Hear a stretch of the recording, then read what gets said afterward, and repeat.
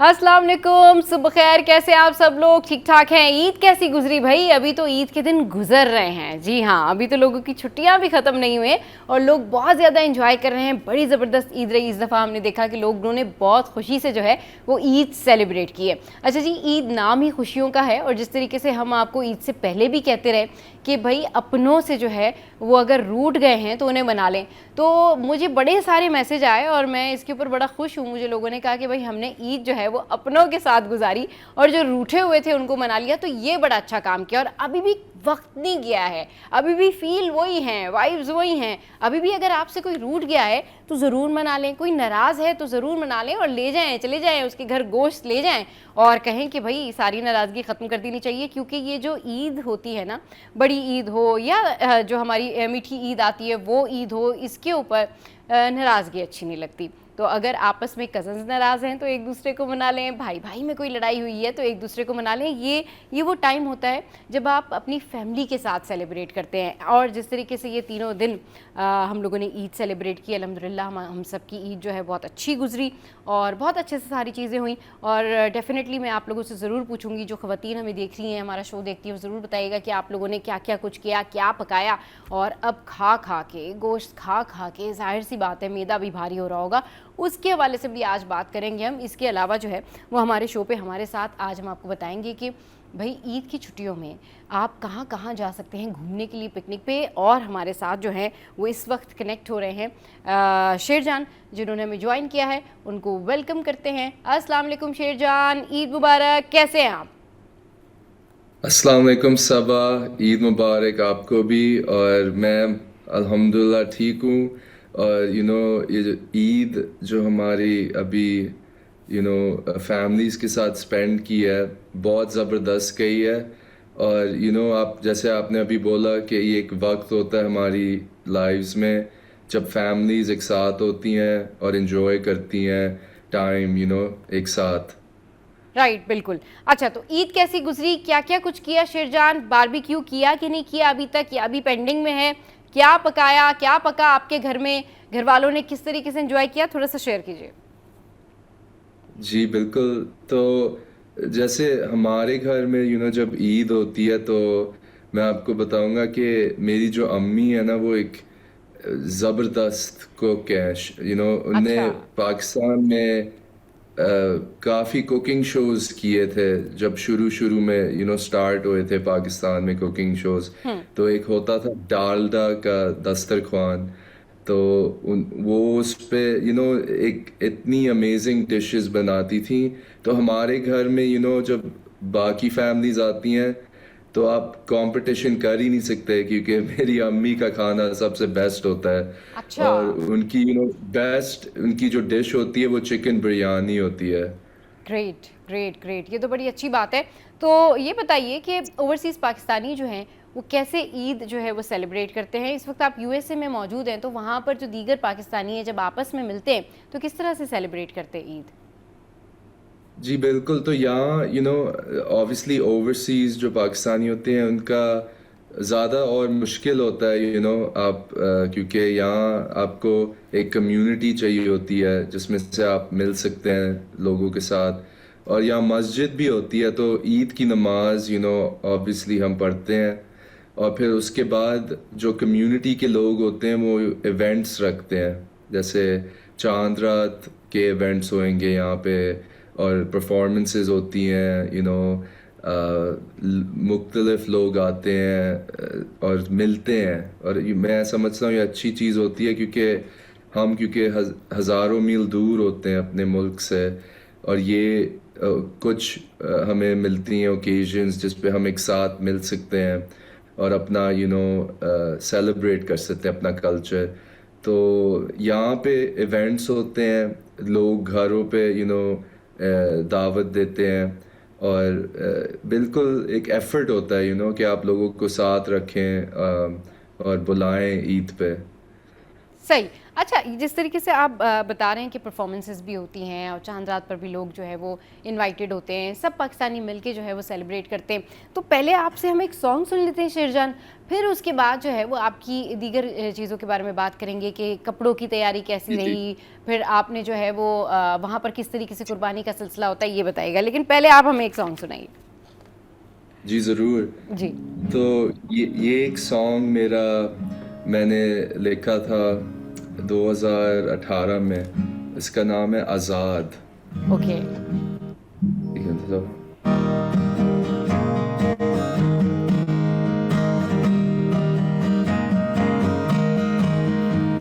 दुनिया के सामने एक चेहरा है छुपा, कोई जाने ना तुझे और तू चुप रहा।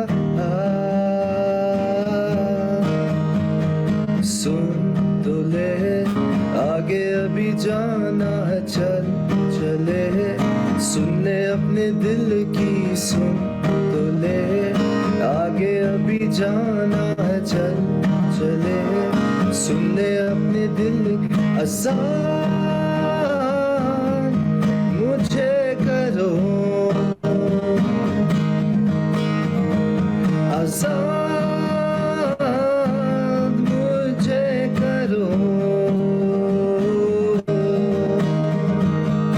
आँखों में है जोश और दिल में है जुनून, फिर सोचों में है क्यों, इस पल को तू जी ले। सुन तो ले, आगे अभी जाना है, चल चले। सुन ले अपने दिल की, सुन तो ले, आगे अभी जाना है, चल चले। सुन ले अपने दिल की आज़ाद मुझे करो, आज़ाद मुझे करो। वेरी नाइस, बहुत ज़बरदस्त, बहुत ज़बरदस्त, बहुत अच्छा गाया शेरजान आपने।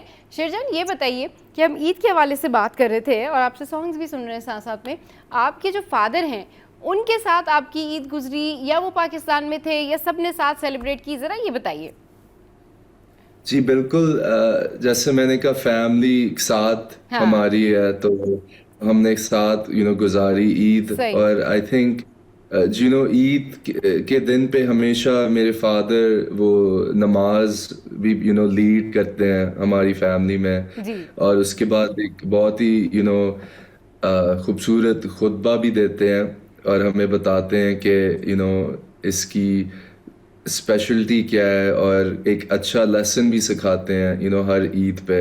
और हमारी सब फैमिली होती है, मेरे ग्रैंड पेरेंट्स, हमारे जो दादा दादी और कज़न सब होते हैं। तो एक अच्छा मौका मिल जाता है, क्योंकि ज़िंदगी इतनी लोग मसरूफ़ होते हैं, और ये वो मौका मिलता है जिसमें आप सब मिल के शेयर करते हैं क्या हो रहा है आपकी ज़िंदगी में।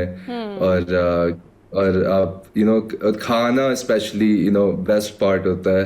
तो जैसे हमारे ईद पे हम बिहारी कबाब होते हैं, दाल, चिकन कढ़ाई, चिकन बिरयानी, नान रोटी, और मिठाइयाँ बहुत होती हैं।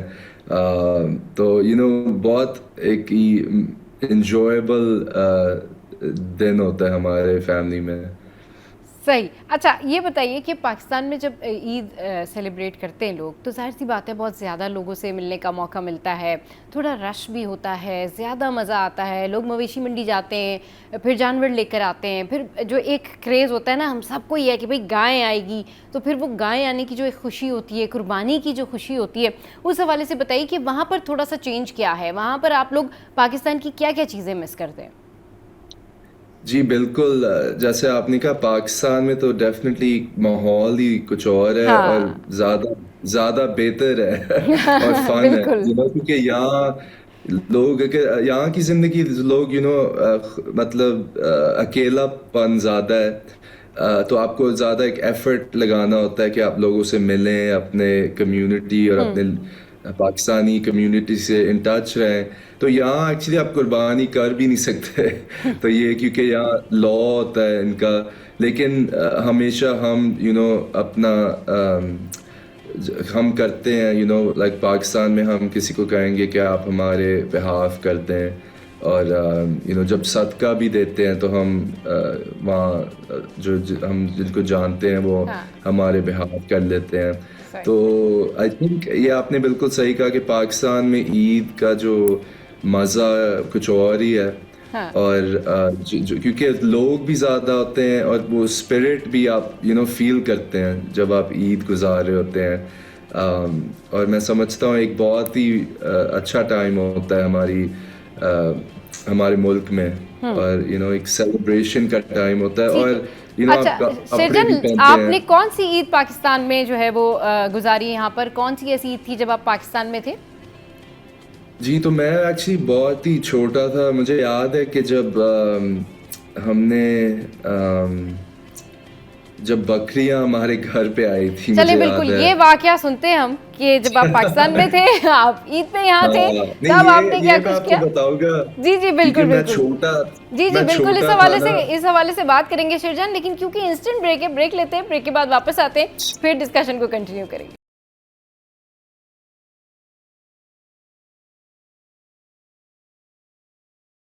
Welcome back. तो भाई हम बात कर रहे हैं शेरजान से, हमारे साथ यूएसए से वो जो है कनेक्टेड है, और वो बता रहे हैं हमें अपनी ईद की एक्सपीरियंसेस। जब वो पाकिस्तान में थे, छोटे थे, तब वो यहाँ पर ईद पे होते थे, तब क्या कुछ होता था, ज़रा शेरजान की ज़बानी सुनते हैं। जी शेरजान, कंटिन्यू कीजिए। जी, तो मैं जब पाकिस्तान में जब ईद होती थी, मुझे याद है कि मैं बहुत ही छोटा था, और इतनी आपको इल्म भी नहीं होती ज़्यादा जब आप छोटे होते हैं। तो मुझे याद है कि इस दिन बकरियां आई थी हमारे घर पे, और मैं जब आप बच्चे होते हैं तो आप जानवर से बहुत प्यार हो जाता है, और आप उनके साथ जी कुछ दिन गुजारते हैं। तो फिर मुझे याद है कि एक दिन मैं उठा और मैंने देखा वो ज़िबा हो गया जो बकरी है। तो सही। मैं बहुत ही सैड हो गया। मैंने कहा ये क्या हुआ, लाइक मैं समझा ये तो हमारे घर में रहेंगी, और आप जैसे पेट होते हैं तो मुझे समझ नहीं आई कि क्या है। तो मैं रोने लग गया, और मेरी अम्मी ने फिर मुझे बताया कि ये हम अच्छा, हर ईद पे ये हमें। तो चले, एक हर बच्चा कुछ ना कुछ उसकी अटैचमेंट हो जाती है, लेकिन ये ज़रा बताएं ना कि यहाँ पर जब आपने ईद सेलिब्रेट की तो आपको कितना मज़ा आया? आप मंडी वगैरह गए, खुद लेके आए थे जब छोटे थे, फादर के साथ गए थे, किस तरीके से जो है वो आप एंजॉय करते थे? कोई बकरी, कोई बकरा, गाय वाएँ टलाने वलाने लेके जाते थे? नॉट बकरी, जी बकरा। जी जी, जी जी। बकरा नहीं, बिल्कुल नहीं। तो मेरी जो मेमोरी जो मुझे याद है कि ईद नमाज मुझे बहुत याद है, क्योंकि जब हम छोटे होते थे तो मेरे वालिद हमेशा हमें लेके जाते थे वहाँ पे ईद नमाज के लिए। और मुझे याद है वो माहौल पैक्ड होता था, लाइक ट्रैफिक जैम होता था।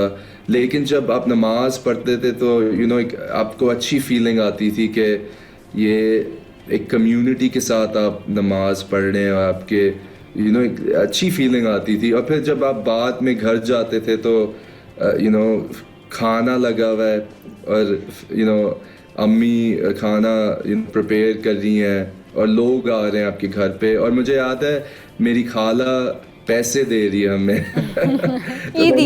मैंने कहा ये ईदी मिल रही है हाँ, हमें। तो मैंने कहा ये तो एक बहुत ही अच्छा दिन है कि आपको लोग पैसे दे रहे हैं सही। नहीं भाई, वो मीठी ईद पे ईदी जो मिलती है ना, वो मीठी ईद पे हाँ, मिलती है। अच्छा ये बताइए, आप बिल्कुल। लोग जाहिर सी बात है क्योंकि वहाँ पर कम आपने कहा ना कि कम उस तरह से लोग होते हैं, जितने ज़्यादा लोग यहाँ होते हैं वहाँ पर नहीं होते। तो जी जी। जब आप लोग यूएसए में होते हैं, ईद आने वाली होती है, तो कैसे तैयारियाँ कर रहे होते हैं? शॉपिंग किस तरह से कर रहे होते हैं? पहले से शॉपिंग कर लेते हैं या चीज़ें पाकिस्तान से मंगवा रहे होते हैं? जी बिल्कुल। तो लाइक यहाँ पे काफ़ी फैमिली रिलेटिव्स आते हैं और फिर हाँ। वापस जाते हैं, जी तो जी। हम उनसे मंगाते हैं, फिर हम उनको कहते हैं कि हमारे लिए आप ये लाएं, हाँ क्योंकि वो भी ट्रिप्स यहाँ लगा रहे होते जी हैं। जी वैसे आपको मैं बताऊं, यहाँ वो बिल्कुल ही डिफरेंट माहौल है, हाँ उस तरह नहीं है नहीं, नहीं। वहाँ का तो तो इन्वायरमेंट आपको डिफरेंट है, बट जब पाकिस्तानी आपस में मिलते हैं, पाकिस्तानी फैमिलीज मिलती हैं या जी जी रिलेटिव्स जी भी जो है वो दो चार लोग मिलके बैठते हैं, तो वो आपस में किस तरह से हाँ सेलिब्रेट करते हैं? क्या आप लोगों की जो है वो क्लोथिंग कलेक्शन होती है? आप लोग पाकिस्तान से कुर्ते वगैरह मंगाते हैं, कमीज शलवार मंगवाते जी हैं? वो उस हवाले से मैं पूछ रही हूँ कि ईद के लिए स्पेशल शॉपिंग क्या करते हैं आप लोग, और क्या चीज़ें मंगवा रहे होते हैं यहाँ से या साथ लेके जा रहे होते हैं? बिल्कुल बिल्कुल। तो जैसे ईद पे हम शलवार शलवार कमीज हम पहनते हैं, और फिर जो मेरी जो मदर है, वो उनकी जो सिस्टर है वो एक फैशन डिज़ाइनर है, अच्छा। तो वो खुद बनाती हैं अपना ड्रेस और सब कुछ हाँ ईद के लिए। तो ये अच्छी बात ये है हमारी फैमिली, कि हमारी फैमिली बहुत क्रिएटिव लोग हैं, तो हम खुद अपना बना लेते हैं डिज़ाइन, और शायद वो कपड़े हों, अपना इवेंट होए, हम खुद कर लेते हैं। तो फिर जब लोग आते हैं तो वो बहुत इन्जॉय करते हैं वो माहौल, क्योंकि यहाँ पे ऐसा नहीं है कि कोई एक कम्युनिटी 5 मिनट दूर हो आपसे, आपको शायद घंटों ड्राइव करना है और हाँ हाँ आपको मिल जाएगी पाकिस्तानी कम्युनिटी। सही। लेकिन यहाँ मैंने काफ़ी चांद रात शोज पे परफॉर्म किया हुआ है, जैसे ईद अच्छा चांद रात पे वो लोग आते हैं, ज्वेलरीज सेल कर रहे होते हैं, कपड़े सेल कर रहे होते हैं, सही। और एक बहुत अच्छा टाइम होता है, लोग मिलते हैं, क्योंकि आप इतना मिलते नहीं है यहाँ पाकिस्तानी कम्युनिटी को। अगर एक इवेंट होए तो फिर आप उनसे मुलाकात होती है बहुत। सही बिल्कुल। अच्छा, जिस तरह से आप बता रहे हैं ना एक्सपीरियंस, तो आई कैन इमेजिन कि कितनी खुशी होती होगी कि इतने टाइम बाद जब अपने अपने लोग नज़र आते होंगे, आपको पाकिस्तानी नज़र आते होंगे। तो आपने कहा जिस तरह से कि चांद रात भी सेलिब्रेट होती है, दैट्स रियली ग्रेट। अच्छा, क्योंकि शेरचंद, ईद का मौका ही है, मतलब ऐसा है कि अभी 4th डे है और लोगों के यहाँ अभी तो एक हफ्ते तक की जो बड़ी ईद होती है ना, इसकी दावतें जो है वो तो एक हफ्ते तक चल रही होती है। तो हम चाहते हैं हमारे व्यूवर्स को जो है वो आप अच्छा सा सॉन्ग सुनाएं और ईद की मुनासबत से कोई सॉन्ग सुना दें। जी जी।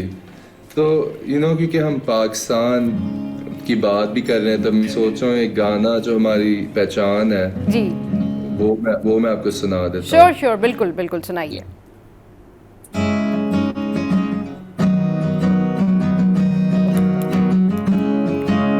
ऐसी ज़मीं और आसमां, ऐसी ज़मीं और आसमां, इनके सिवा जाना कहाँ।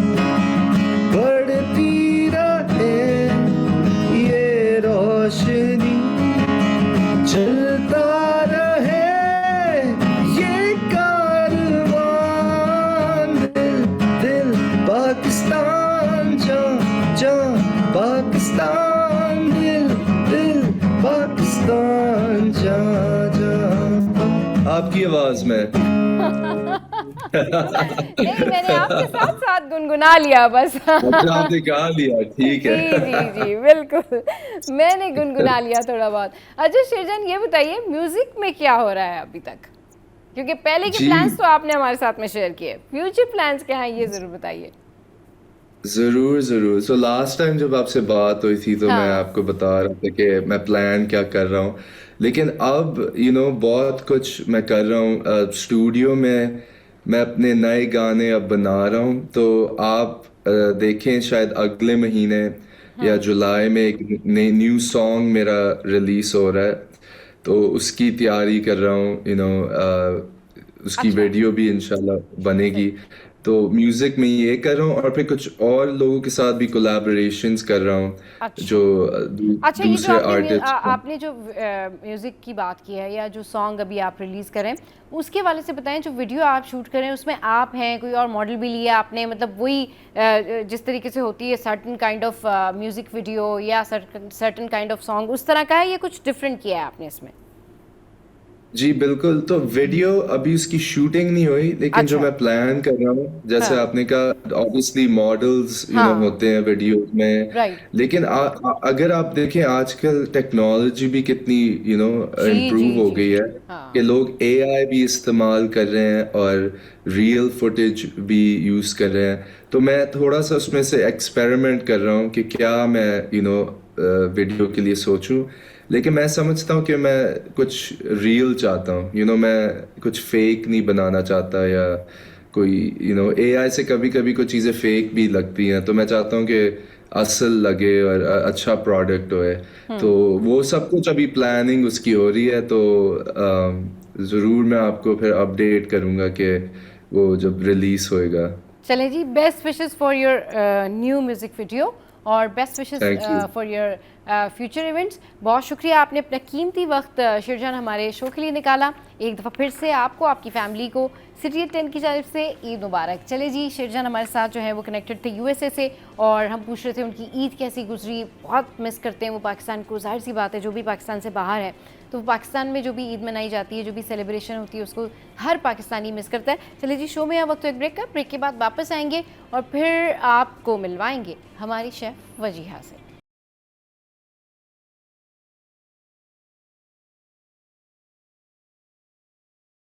वेलकम बैक भाई। अब हम मिलवाएंगे आपको हमारी शेफ़ से और हम उनसे पूछेंगे कि उनकी ईद कैसी गुजरी और उन्होंने क्या कुछ पकाया, और जो रेसिपीज़ हमें बताई थी, हमारे व्यूवर्स को बताई थी, उन्होंने ख़ुद वो सारी रेसिपीज़ जो हैं वो घर में बनाई या नहीं बनाई। और इसके अलावा अब क्योंकि गोश्त खा खा के ना लोग, क्या हो रहा है कि उनका मैदा भारी हो रहा है। लोग कह रहे जी बहुत हमने कबाब खा लिए, बहुत बारबेक्यू कर लिया, बहुत सारा गोश्त खा लिया, अब कुछ लाइटर खाना चाहिए। तो गोश्त के साथ अगर आप एक टाइम पर, अब क्योंकि जाहिर सी बात है बहुत ज़्यादा हो चुका है गोश्त और जो लोगों का दिल अभी नहीं भरा है तो वो खाते रहे, लेकिन उसके साथ कुछ लाइटर भी खाना चाहिए। और बहुत सारे लोग ऐसा करते भी हैं कि अगर वो एक टाइम पर जो है वो बहुत हैवी चीज़ें खा रहे होते हैं, ज़्यादा खाना खा रहे होते हैं, तो फिर वो कहते हैं एक टाइम पे हम कुछ लाइट सा खा लें। तो इन दिनों में कुछ लाइट सा क्या बनाया जा सकता है, हल्की फुल्की ग़िज़ा क्या हो सकती है भारी भरकम चीज़ों के साथ, इस पर बात करने के लिए वजीहा हमारे साथ मौजूद हैं। अस्सलाम वालेकुम वजीहा, गुड मॉर्निंग, कैसी हैं आप? ईद मुबारक। वालेकुम सलाम सबा, मैं बिल्कुल ठीक। आपको, आपकी पूरी टीम को मेरी तरफ से ईद मुबारक। बिल्कुल जी, ये बताइए कैसी गुजरी आपकी ईद? बहुत अच्छी गुजरी, हेक्टिक भी बहुत गुजरी। गोश्त गोश्त गोश्त खा खा के थक गई। सही। तो दिल अब नहीं कर रहा। बिल्कुल, ये जो आप गोश्त गोश्त खा खा के थक गई है ना, तो बस ये बताइए कि कुछ हल्की फुल्की ग़िज़ा इसके साथ क्या खाई जा सकती है, क्योंकि अभी तो ये दावतें और ये सारे खाने चलेंगे, कंटिन्यू होंगे मज़ीद 2-3 दिन और। जी, और सबा, ये तो हो नहीं सकता कि हम जो गोश्त हमने स्टॉक कर लिया वो हम खाएं ना। तो हम एक का खाना हो या दोपहर का खाना हो, गोश्त तो हम लोग खाएंगे और इस फेज को हम इंजॉय भी करेंगे कि भाई गोश्त पक रहा है, कीमा पक रहा है। तो लेकिन हम ना इसके साथ कुछ ऐसी रेसिपीज अमेलगम करेंगे ताकि गोश्त भी मिल जाए, हमें सब्जी भी मिल जाए, हल्का भी हो जाए और हमारा मैदा भी ना जले। तो मैं आज आप लोगों को ना बहुत जबरदस्त रेसिपीज देने लगी हूँ जो कि बहुत लाइट भी होंगी और थोड़ा बहुत उसके अंदर ना गोश्त का एलिमेंट भी जो है ना हम लोग ऐड कर देंगे। बिल्कुल, बताइए रेसिपीज। अच्छा, आपको पता है सबा कि हमने 3 दिन बहुत गोश्त खाया है, तो सबसे पहले हम लंच की बात करते हैं। क्योंकि बहुत ज्यादा गर्मी है और गर्मी में इतना खाना नहीं खाया जा रहा होता, वैसे भी आम बंदे से भी नहीं खाया जा रहा होता, तो ईद पे तो फिर और ही बुरा हाल हो जाता है। तो आज हम बनाएंगे लंच में सबसे पहले बैंगन या फिर घिए का रायता, और साथ हम बनाएंगे ढाबा माश की दाल। अच्छा, आई एम श्योर कि जो रेसिपीज आप बता रही हैं ना, ये हाजमे के लिए भी मददगार होंगी, मतलब डाइजेशन में भी जो है फ़ायदा करेंगी, क्योंकि लोगों ने इतना ज़्यादा गोश्त खाया है, अभी बारबेक्यू है और बहुत सारी चीज़ें जो है लोगों ने अपने घरों में खाई हैं। तो कुछ ऐसा भी होना चाहिए, हल्की फुल्की ग़िज़ाएं जो कि डाइजेशन में भी मददगार साबित हो। बिल्कुल, ये जो घिए का रायता है, जो बैंगन का रायता तकवीयत देता है आपको, तो कोई भी मील आप बनाएं, बेशक मटर कीमा बना लें, बेशक आलू कीमा बना लें, माश की दाल बना लें, चिकन में बना लें। गोश्त नहीं खाना आपने तो आप इस वक्त क्या करें, ढाबा माश की दाल चिकन में बनाएं, देसी मुर्ग का शीरा बना लें, दोपहर को रोटियों के साथ चाटी की लस्सी बनाएं और साथ बैंगन और घिए का रायता हो। आपका पूरा मील जो है ना सलाद के साथ आप एंजॉय कर सकते हैं।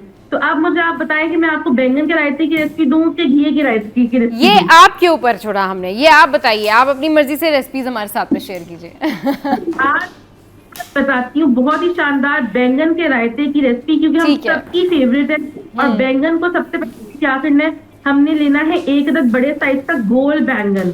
गोल बैंगन को हमने वॉश करने के बाद अच्छी तरीके से ड्राई करना है हाँ। और उसको चूल्हे पे रख के जला देना है, ठीक है।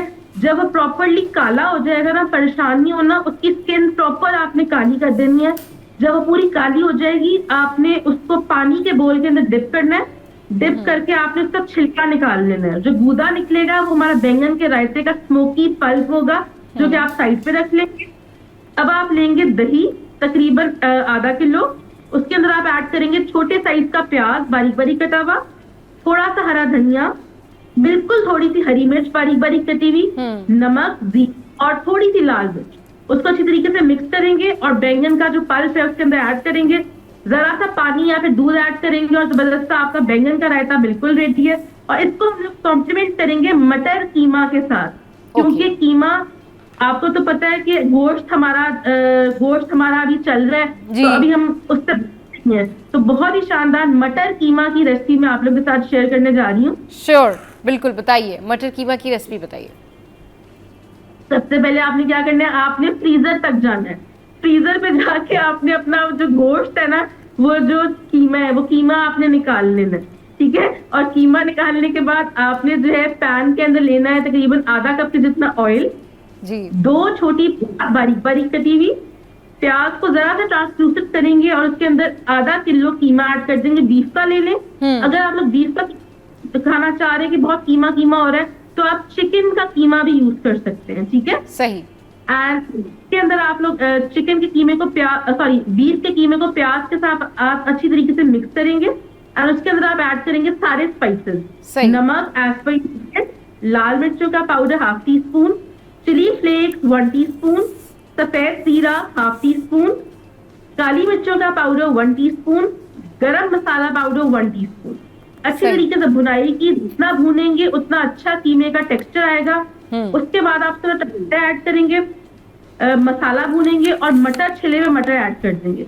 छिले हुए मटर ऐड करने के बाद 2 टेबलस्पून दही, थोड़ी सी हरी मिर्च डाल के उसको दम पे लगाएंगे और हरा धनिया से गार्निश करें। आपका जबरदस्त सा मटर कीमा रेडी है, बैंगन का रायता रेडी है। रोटियां बनाएं, सलाद बनाएं और साथ नमकीन लस्सी बना लें। आपका लंच जो है ना वो बहुत ही शानदार तरीके से रेडी हो जाएगा। ज़बरदस्त भाई, ये तो बड़ा ज़बरदस्त आपने मज़ेदार मटर कीमा की रेसिपी बताई है। अच्छा ये बताइए कि अब गोश्त खा खा कर जो लोग थक गए हैं या फिर जिनके मैदे में भारीपन हो रहा है, मतलब पेट भर गया है लेकिन दिल नहीं भरा है, अभी भी और बहुत सारी चीज़ें खानी है, बनानी है बहुत सारी चीज़ें, तो उन लोगों के हाजमे के लिए कोई ऐसी चीज़ बताइए ताकि वो जब बारबेक्यू खा रहे हैं या बारबेक्यू के अलावा वो और दीगर हैवी डिशेज़ हैं, निहारी हैं, पाए हैं, या जिस तरीके से जो घरों की ट्रेडिशन होती है, जो हैवी खाने वाले लोग हैं, उनके लिए, उनके हाजमे के लिए ऐसी क्या चीज़ है जो आप हमारे साथ में शेयर कर सकती हैं? जैसे कि बहुत सारे लोग नींबू पानी का जिक्र करते हैं या फिर बहुत लोग डिफरेंट चीज़ें बताते हैं, तो आप क्या बता रही हैं हमें?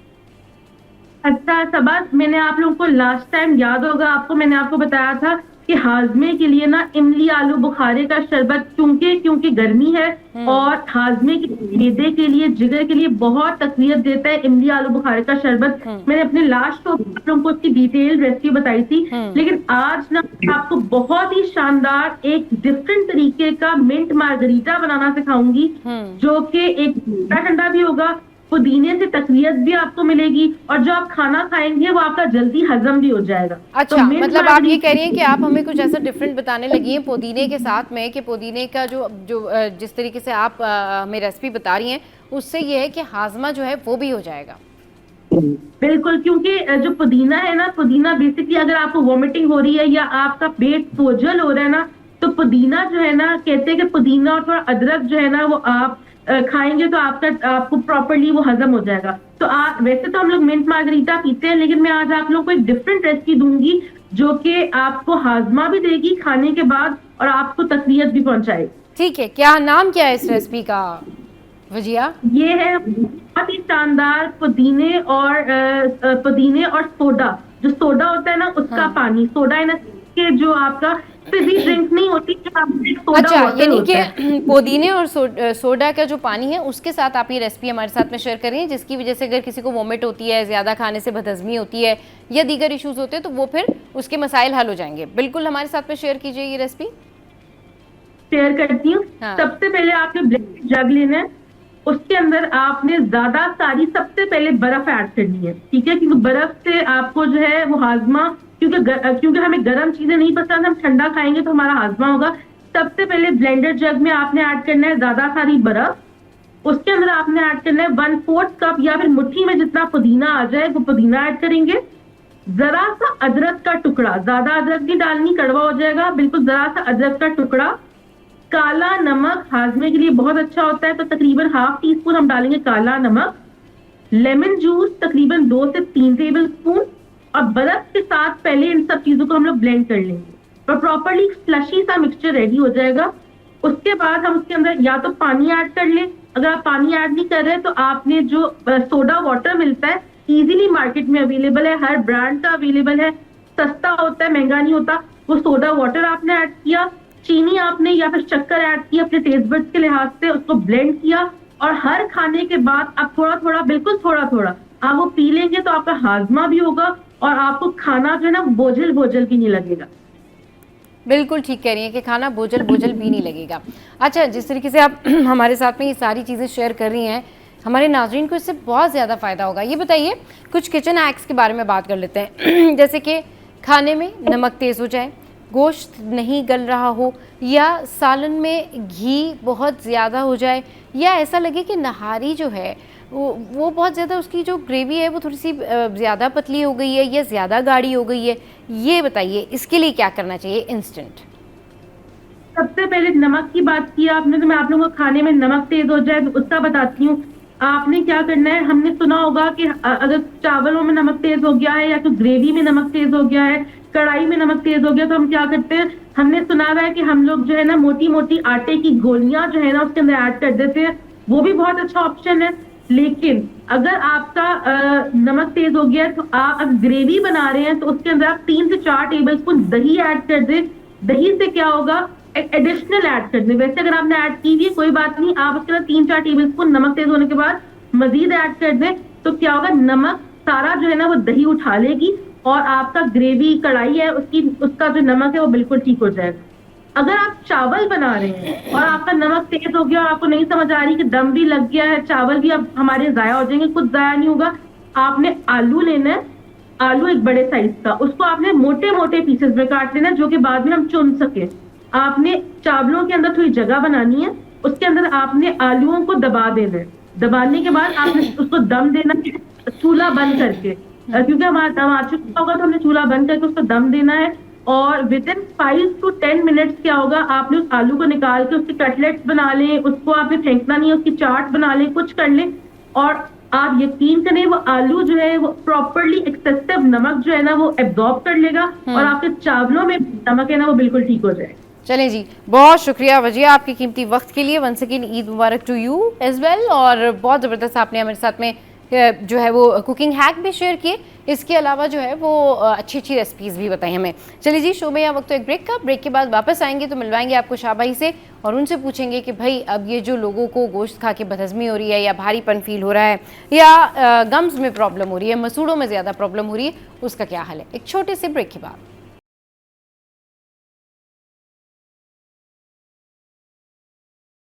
Welcome back. तो भाई अब मिलवाते हैं आपको शाहबाई से, और शाहबाई को पहले वेलकम करेंगे, इनको ईद की मुबारकबाद भी देंगे और पूछेंगे इनकी ईद कैसी गुजरी। लेकिन उससे पहले मैं आपको बता दूं कि जो आज मौज़ूआत है ना वो ये हैं कि जी बदहज़मी, तेज़ाबियत, मैदे में भारीपन, जलन, और इसके अलावा जो लोग अभी भी, जिनके घर में अभी भी बहुत सारी दावतें हैं, क्योंकि ये ईद ऐसी है कि इसमें दावतें जो हैं चलती हैं थोड़ा, इस पूरे हफ्ते में लोग एक दूसरे को इन्वाइट करते हैं, बारबेक्यू भी करते हैं, तो उस वजह से जो प्रॉब्लम होती है उनका क्या सोल्यूशन है। शाहबाई हमारे साथ मौजूद है। अस्सलाम वालेकुम शाहबाई, ईद मुबारक, कैसे हैं आप? वालेकुम अस्सलाम, खैर मुबारक, आपको ईद मुबारक हो।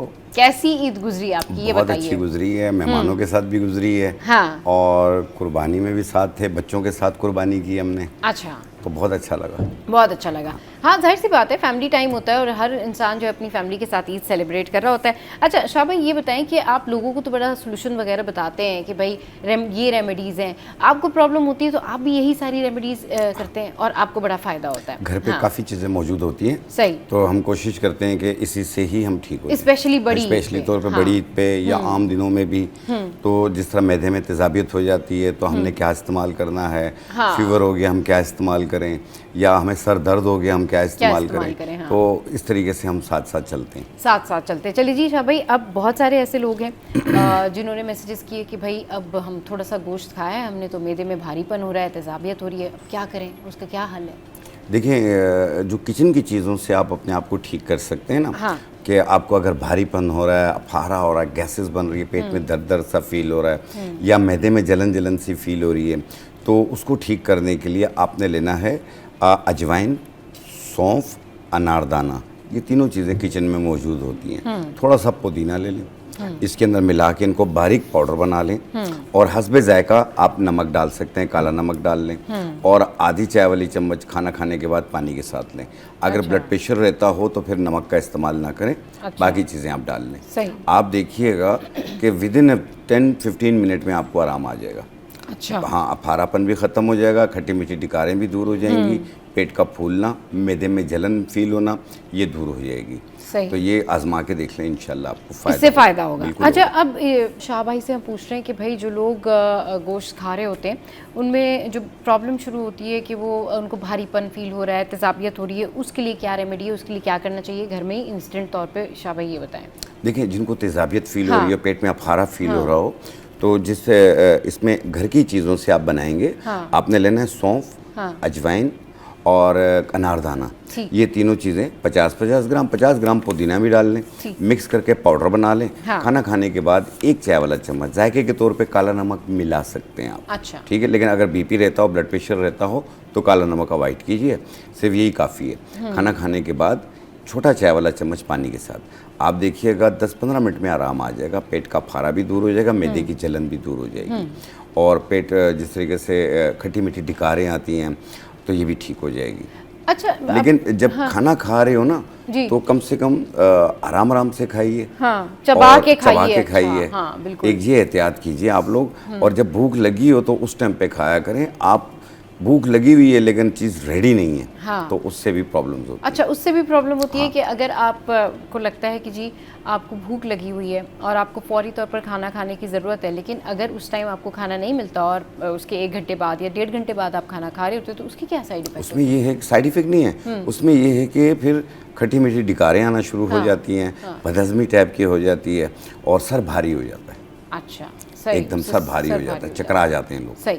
चलिए जी, अब कुछ बात कर लेते हैं कि अब ये सीज़न हो या ये इवेंट हो या ईद हो, जो भी हो ना, जिन लोगों के सर में दर्द होता है उनको पूरा साल सर में दर्द होता है, और यूजुअली सर में दर्द होता है, कुछ लोगों को माइग्रेन की शिकायत भी होती है, लेकिन सर दर्द की शिकायत भी होती है। तो ये बताएं उन लोगों के लिए क्या रेमेडी है? देखिए, अगर सर दर्द रह रहा हो आपको, तो कोशिश कीजिए देसी लहसुन। अच्छा। देसी लहसुन 1 या 2 जवे उसके आप उसको साफ कर लें, और रोटी में लपेट के खा लें आप उसे।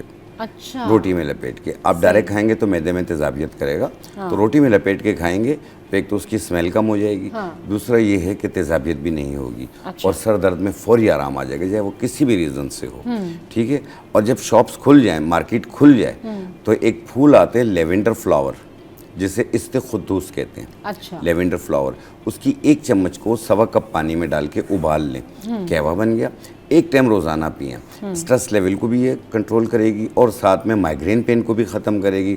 आम सर दर्द के लिए भी बेहतर है, और उन लोगों के लिए भी बेहतर है जिनकी नाक बंद हो, गले में रेशा गिरता हो, और सर भारी होता हो, सर दर्द होते हो, कान बंद हो जाते हो, ये उनके लिए भी बेहतर है। अच्छा, लेकिन इसे कंटिन्यू करना है कुछ अर्सा, जब मुकम्मल ठीक हो जाए आप बंद करें। ठीक है। दिल के मरीज, शुगर पेशेंट्स अगर गोश्त खाना चाहते हैं तो वो खा सकते हैं? 1 औंस खा सकते हैं, और कोशिश कीजिए आप जितने भी लोग देख रहे हैं हमें इसको, सबके लिए ये मैसेज है कि आप लोग गोश्त खाइए, लेकिन साथ में सब्जियों का भी इस्तेमाल करें, दालों का भी इस्तेमाल करें।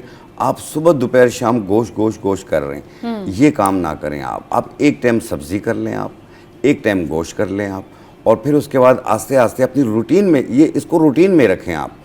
ये नहीं है कि आज फ्रिज भरा हुआ है तो इसको हफ्ते में ही 4 दिन में ही आपने बाद में पता नहीं ना हो, ऐसा नहीं है।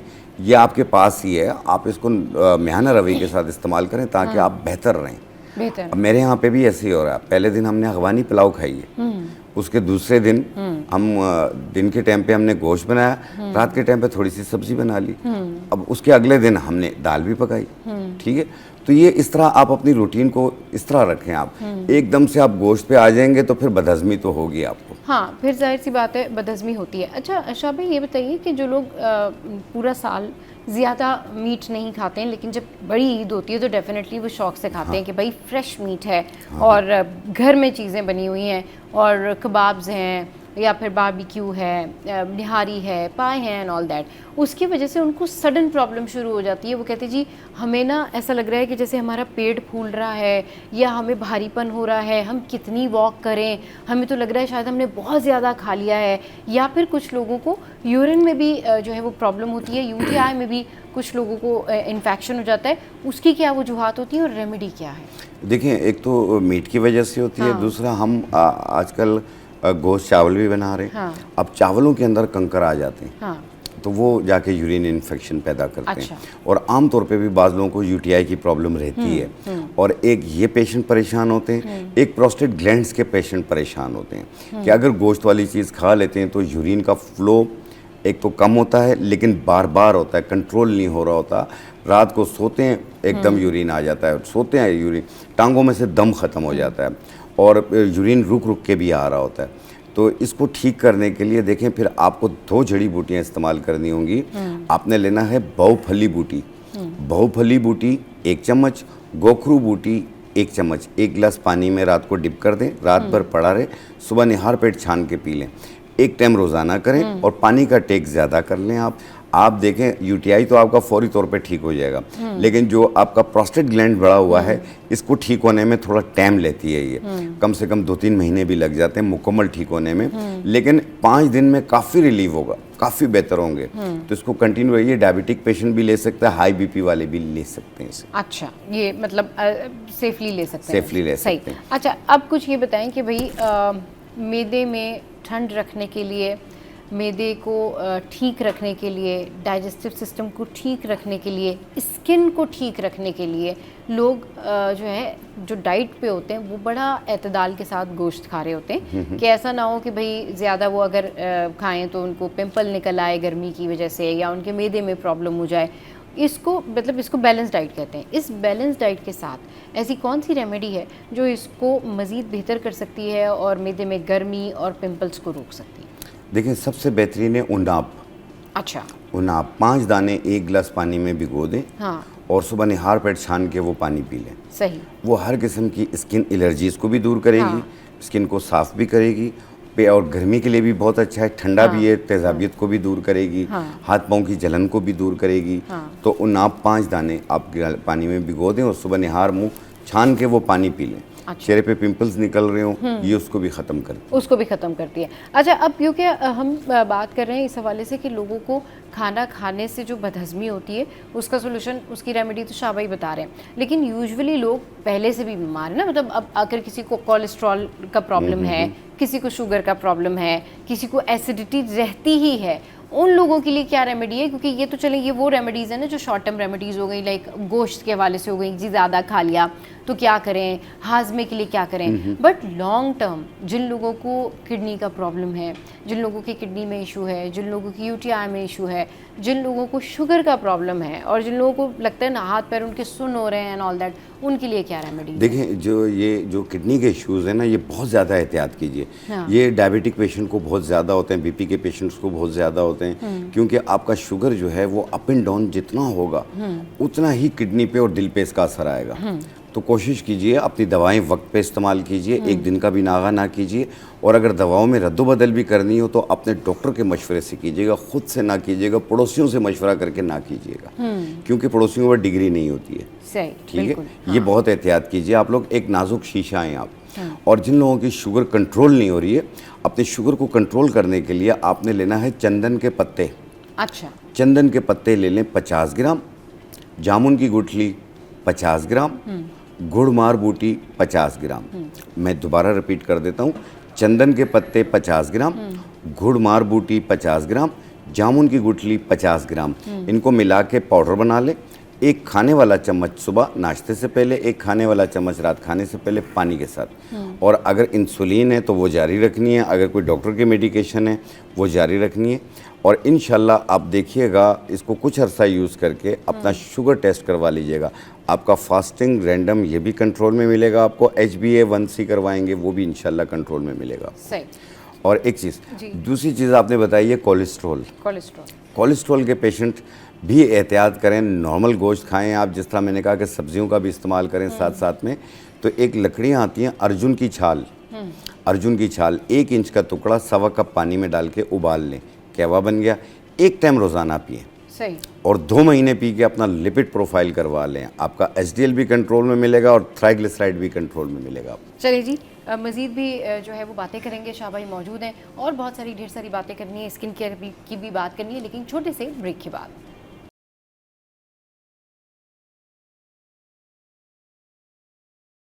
Welcome back. शाह भाई इस वक्त हमारे साथ मौजूद हैं और मुझसे पूछ रहे हैं बहुत सारी रेमेडीज़। अच्छा, यूजुअली ये होता है कि ईद पर जब आप तैयार होकर जा रहे होते हैं तो आपने बड़े अच्छे अच्छे ड्रेसेस पहने होते हैं, स्पेशली मर्द हजरात के साथ ये प्रॉब्लम होती है कि जब वो कुर्ते वेयर करते हैं तो उनको बहुत ज़्यादा स्वेटिंग हो रही होती है, बहुत ज़्यादा उनको पसीना आ रहा होता है, या वो शादी में जा रहे हैं, ईद पे कहीं तैयार होकर जा रहे हैं, तो उससे बचने के लिए, वो जो एक्सेसिव स्वेटिंग होती है उससे बचने के लिए क्या किया जाए कि जब लोग ईद पे नए कपड़े पहनते हैं तो उनको उस तरह से पसीना नहीं आए, जिस वजह से उनकी पर्सनैलिटी भी जो है वो थोड़ा सा ऐसे लगता है कि पता नहीं कितनी धूप से आ रहे हैं या पता नहीं कहाँ से आ रहे हैं। तो उसके लिए बताइए कि एक्सेसिव स्वेटिंग को रोकने के लिए नए कपड़े पहने, या नॉर्मली गर्मियों में जब शर्ट्स पहनते हैं मर्द हजरात या ख़वातीन, तो उनके पसीने को रोकने के लिए क्या करना चाहिए? देखिए, आपने देखा होगा पहले दूसरे दिन काफ़ी गर्मी थी। हाँ।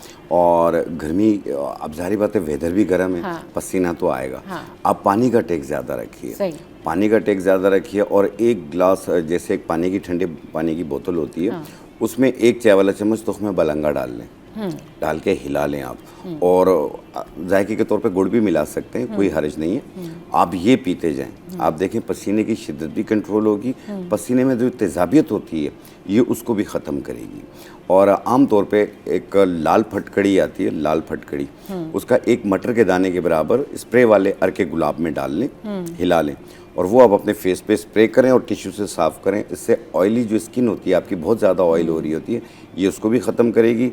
और दूसरा, बॉडी पे अगर इसकी स्प्रे करेंगे आप तो बॉडी की पसीने की शिद्दत को भी कम करेगी, उसकी स्मेल को भी ख़त्म करेगी। अच्छा, उसकी स्मेल भी ख़त्म हो जाएगी। सही। अच्छा, अब ये जो सीज़न है, इस सीज़न में लोगों को ना बहुत सारे ऐसे इश्यूज़ होते हैं कि उनको स्किन इश्यूज़ भी हो रहे होते हैं, और फिर वो कहते हैं जी, शिकायत लोगों की बहुत ज़्यादा ही होती है कि भाई कुछ ख़वातीन ये कंप्लेन कर रही होती है कि भाई हम एंटीलाइज क्लिनिक भी गए हैं, सारा कुछ कर लिया, लेकिन जुएँ ख़त्म नहीं हो रही। तो बालों से जुएँ ख़त्म करने की क्या रेमेडी है? देखिए, ये स्कूल से बच्चे भी लेकर आ जाते हैं और ये एक सर से दूसरे सर में फौरी मुंतकिल होते हैं, ये जुएँ लीकें जो होती हैं।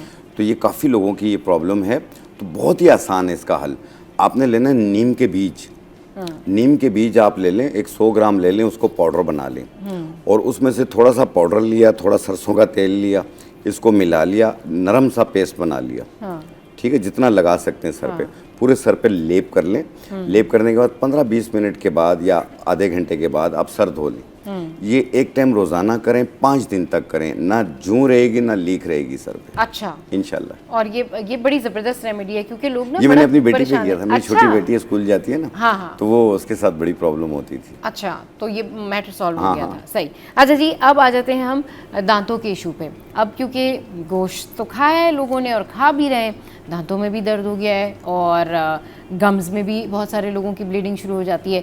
तो मसूड़ों की हिफाजत कैसे की जाए, मसूड़ों की सेहत कैसे बरकरार रखी जाए, स्पेशली इस सीज़न में जबकि लोग बहुत ज़्यादा तादाद में गोश्त खा रहे हैं? देखिए, इसमें जब बीफ का आप इस्तेमाल करेंगे, हाँ। तो मसूड़ों में सूजन आ जाती है। हाँ। अक्सर लोगों की सेंसिटिव स्किन वो होती है, मसूड़े होते हैं, और इसमें गर्म ठंडा भी लगता है, बाज़ लोगों को ब्लड भी आ जाता है, बाज़ लोगों को उसमें पायरिया के असरात होते हैं, या मसूड़ों में जब सूजन हो जाती है ना, तो मुँह से स्मेल भी महसूस होती है। तो उसको ख़त्म करने के लिए आपने लेना है अमृत धारा। अच्छा। अमृत धारा, इसमें 3 चीज़ें डली होती हैं, आप खुद भी बना सकते हैं और पंसारियों ने बना के भी रखा हुआ होता है। सत पुदीना, सत अजवाइन, सत काफूर, ये वाइट कलर के क्रिस्टल्स होते हैं। ये अलग अलग होते हैं ना, तो ये क्रिस्टल की शक्ल में होते हैं, जैसे चीनी होती है, लेकिन जब इनको मिला लेंगे तो ये लिक्विड खुद ब खुद बन जाता है। अच्छा। हाँ, ये खुद ब खुद लिक्विड बन जाएगा। फिर इसके 10 कतरे 1 कप पानी में डाल के दिन में 2 से 3 बार कुल्ली करें। आप देखना जितने जरासीम होंगे ख़त्म होंगे, सूजन भी उतर जाएगी। सही। आमतौर पे अभी तो चौथा दिन है। हाँ। तो आप आमतौर पे जिस तरीके से एक देसी नुस्खा है जो बहुत पॉपुलर है, आप गर्म पानी में नमक डाल के कुल्लियाँ करते जाएं, तो इससे भी काफ़ी रिलीफ मिलेगा। इससे भी काफी रिलीफ मिलता है। अगर दांत में दर्द हो जाए तो थोड़ा सा गम्स अमृतधारा ब्लीडिंग वगैरह जो हो रही होती है, तो थोड़ा सा रुई में लगा के ना अमृतधारा आप दांत में रख लें। अच्छा। आप दांत दर्द में आराम आ जाएगा। गर्म ठंडा लगता हो तो पानी में डाल के कुल्ली करें आप, सूजन भी उतरेगी। अच्छा, दांतों में दर्द, मसूड़ों की सूजन, इसका क्या? तो यही तो मैं बता रहा हूँ। नहीं, इसकी इंस्टेंट, ये तो आपने वैसे बता दिया ना जो, लेकिन इसकी इंस्टेंट रेमेडी बताइए। इंस्टेंट रेमेडी यही है, इसकी अमृतधारा का नुस्खा है। अच्छा, फौरी से? हाँ, ये फौरी तौर पे ये सूजन भी उतारती है, जरासीम भी खत्म करती है ये। सही। अदरवाइज आप देखें दांतों में बहुत सारे और भी कॉम्प्लिकेशंस होते हैं। हाँ। तो आप अपने डेंटल को जरूर दिखाएं। हाँ, डेंटिस्ट को ज़रूर दिखाएं, डेंटिस्ट को ज़रूर चेक कराएं। और अगर आपको इंस्टेंटली आपको पेन हो रहा है, टूथ पेन हो रहा है, इंस्टेंटली आपको लगता है नहीं मसूड़ों में बहुत स्वेलिंग हो गई है, तो ये अमृतधारा जो है अमृतधारा का वो आप नुस्खा फौरी बहुत तौर पर बेहतरीन। यूज़ कर सकते हैं। अच्छा शाह भाई, अब हम ना क्योंकि बहुत सारे सेहत के हवाले से मसाइल डिस्कस कर रहे हैं, लोग यूजुअली क्या करते हैं कि अभी अगर उन्होंने मिक्स मैच कर लेते हैं, यानी कि अभी उन्होंने जो है वो बहुत मिर्चों वाला खाना खाया है, उसके फ़ौरन बाद वो चाय पी लेंगे। हाँ। फिर उसके फ़ौरन बाद वो कोई और चीज़ ऐसी खा लेंगे जो कि अंदर जाके ना तेज़ाबियत पैदा करती है। हाँ। और उनके हाजमे को ख़राब करती है। तो कौन सी ऐसी ग़िज़ाएँ हैं जिनको आपको चाय के साथ नहीं लेना चाहिए? मतलब खाना खाया है तो चाय पी ली, फ़ौरन से प्रॉब्लम शुरू हो गई, मैदे में गर्मी शुरू हो गई, कितनी देर बाद चाय पीनी चाहिए खाना खाने के? या कौन से ऐसे खाने हैं जिनके हवाले से आप ये कहेंगे कि नहीं नहीं, अभी तो ये आपने गरम गरम जो है वो निहारी खाई है या आपने जो है वो पाए खाएँ, तो आप फिर चाय का इस्तेमाल ना करें?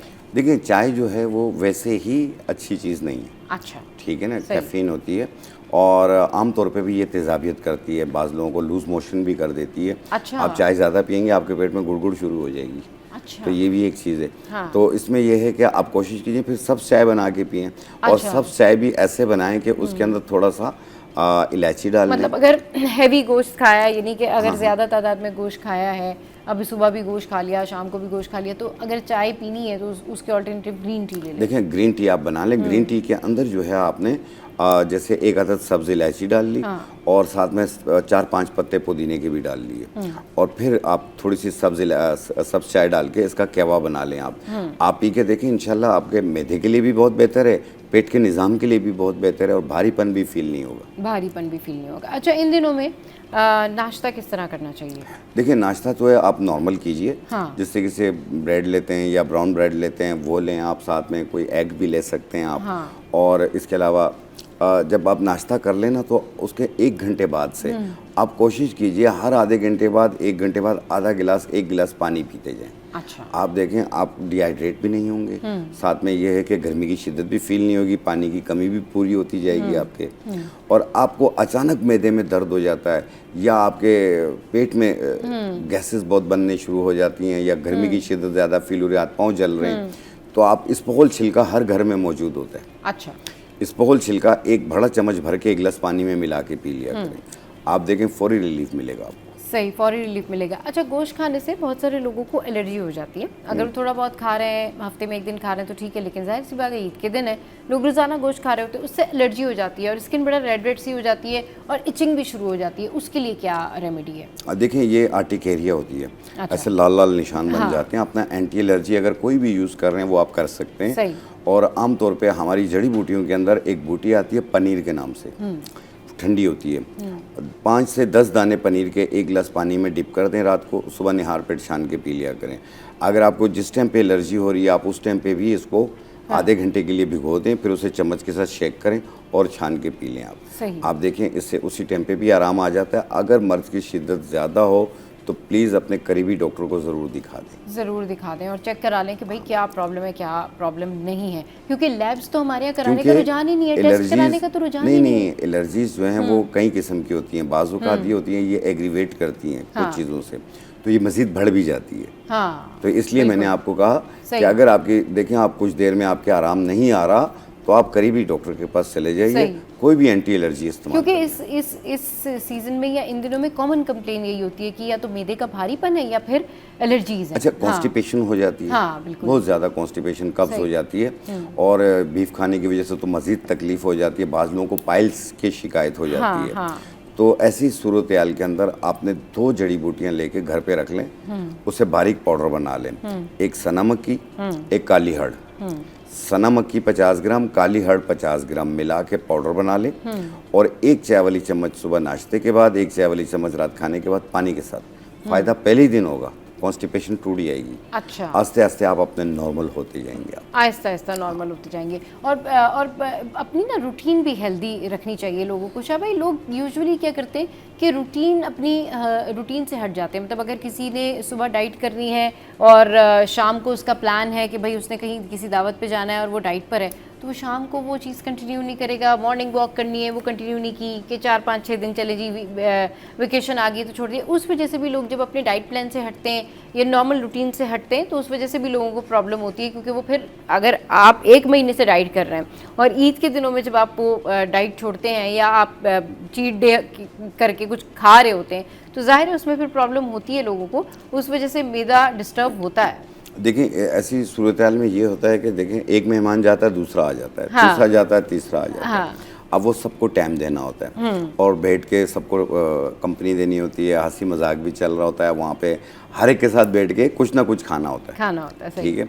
अब उसमें यही होता है कि जाहिर बात है पेट फूलेगा, और दूसरा बाहर निकलते नहीं है। हाँ। अरे भाई, आप खाना खाने के बाद 1-2 गलियां ऐसे चल फिर के आ जाया करें। हाँ, सही। उसमें ये है कि हजम हो जाएगा। सही। वॉक ना करें, खाना खाने के फौरी बाद वॉक नहीं करते हैं, खाना खाने से 2 घंटे पहले वॉक करेंगे आप, और खाना खाने के फौरी बाद बेड पे भी न जाएं, उसके 2 घंटे बाद बेड पे जाएं आप सोने के लिए, तो आपको तकलीफें नहीं होंगी। बिल्कुल सही कह रहे हैं। अच्छा, ब्रेक लेते हैं, ब्रेक के बाद फिर वापस आते हैं और फिर डिस्कशन जो है वो कंटिन्यू करेंगे।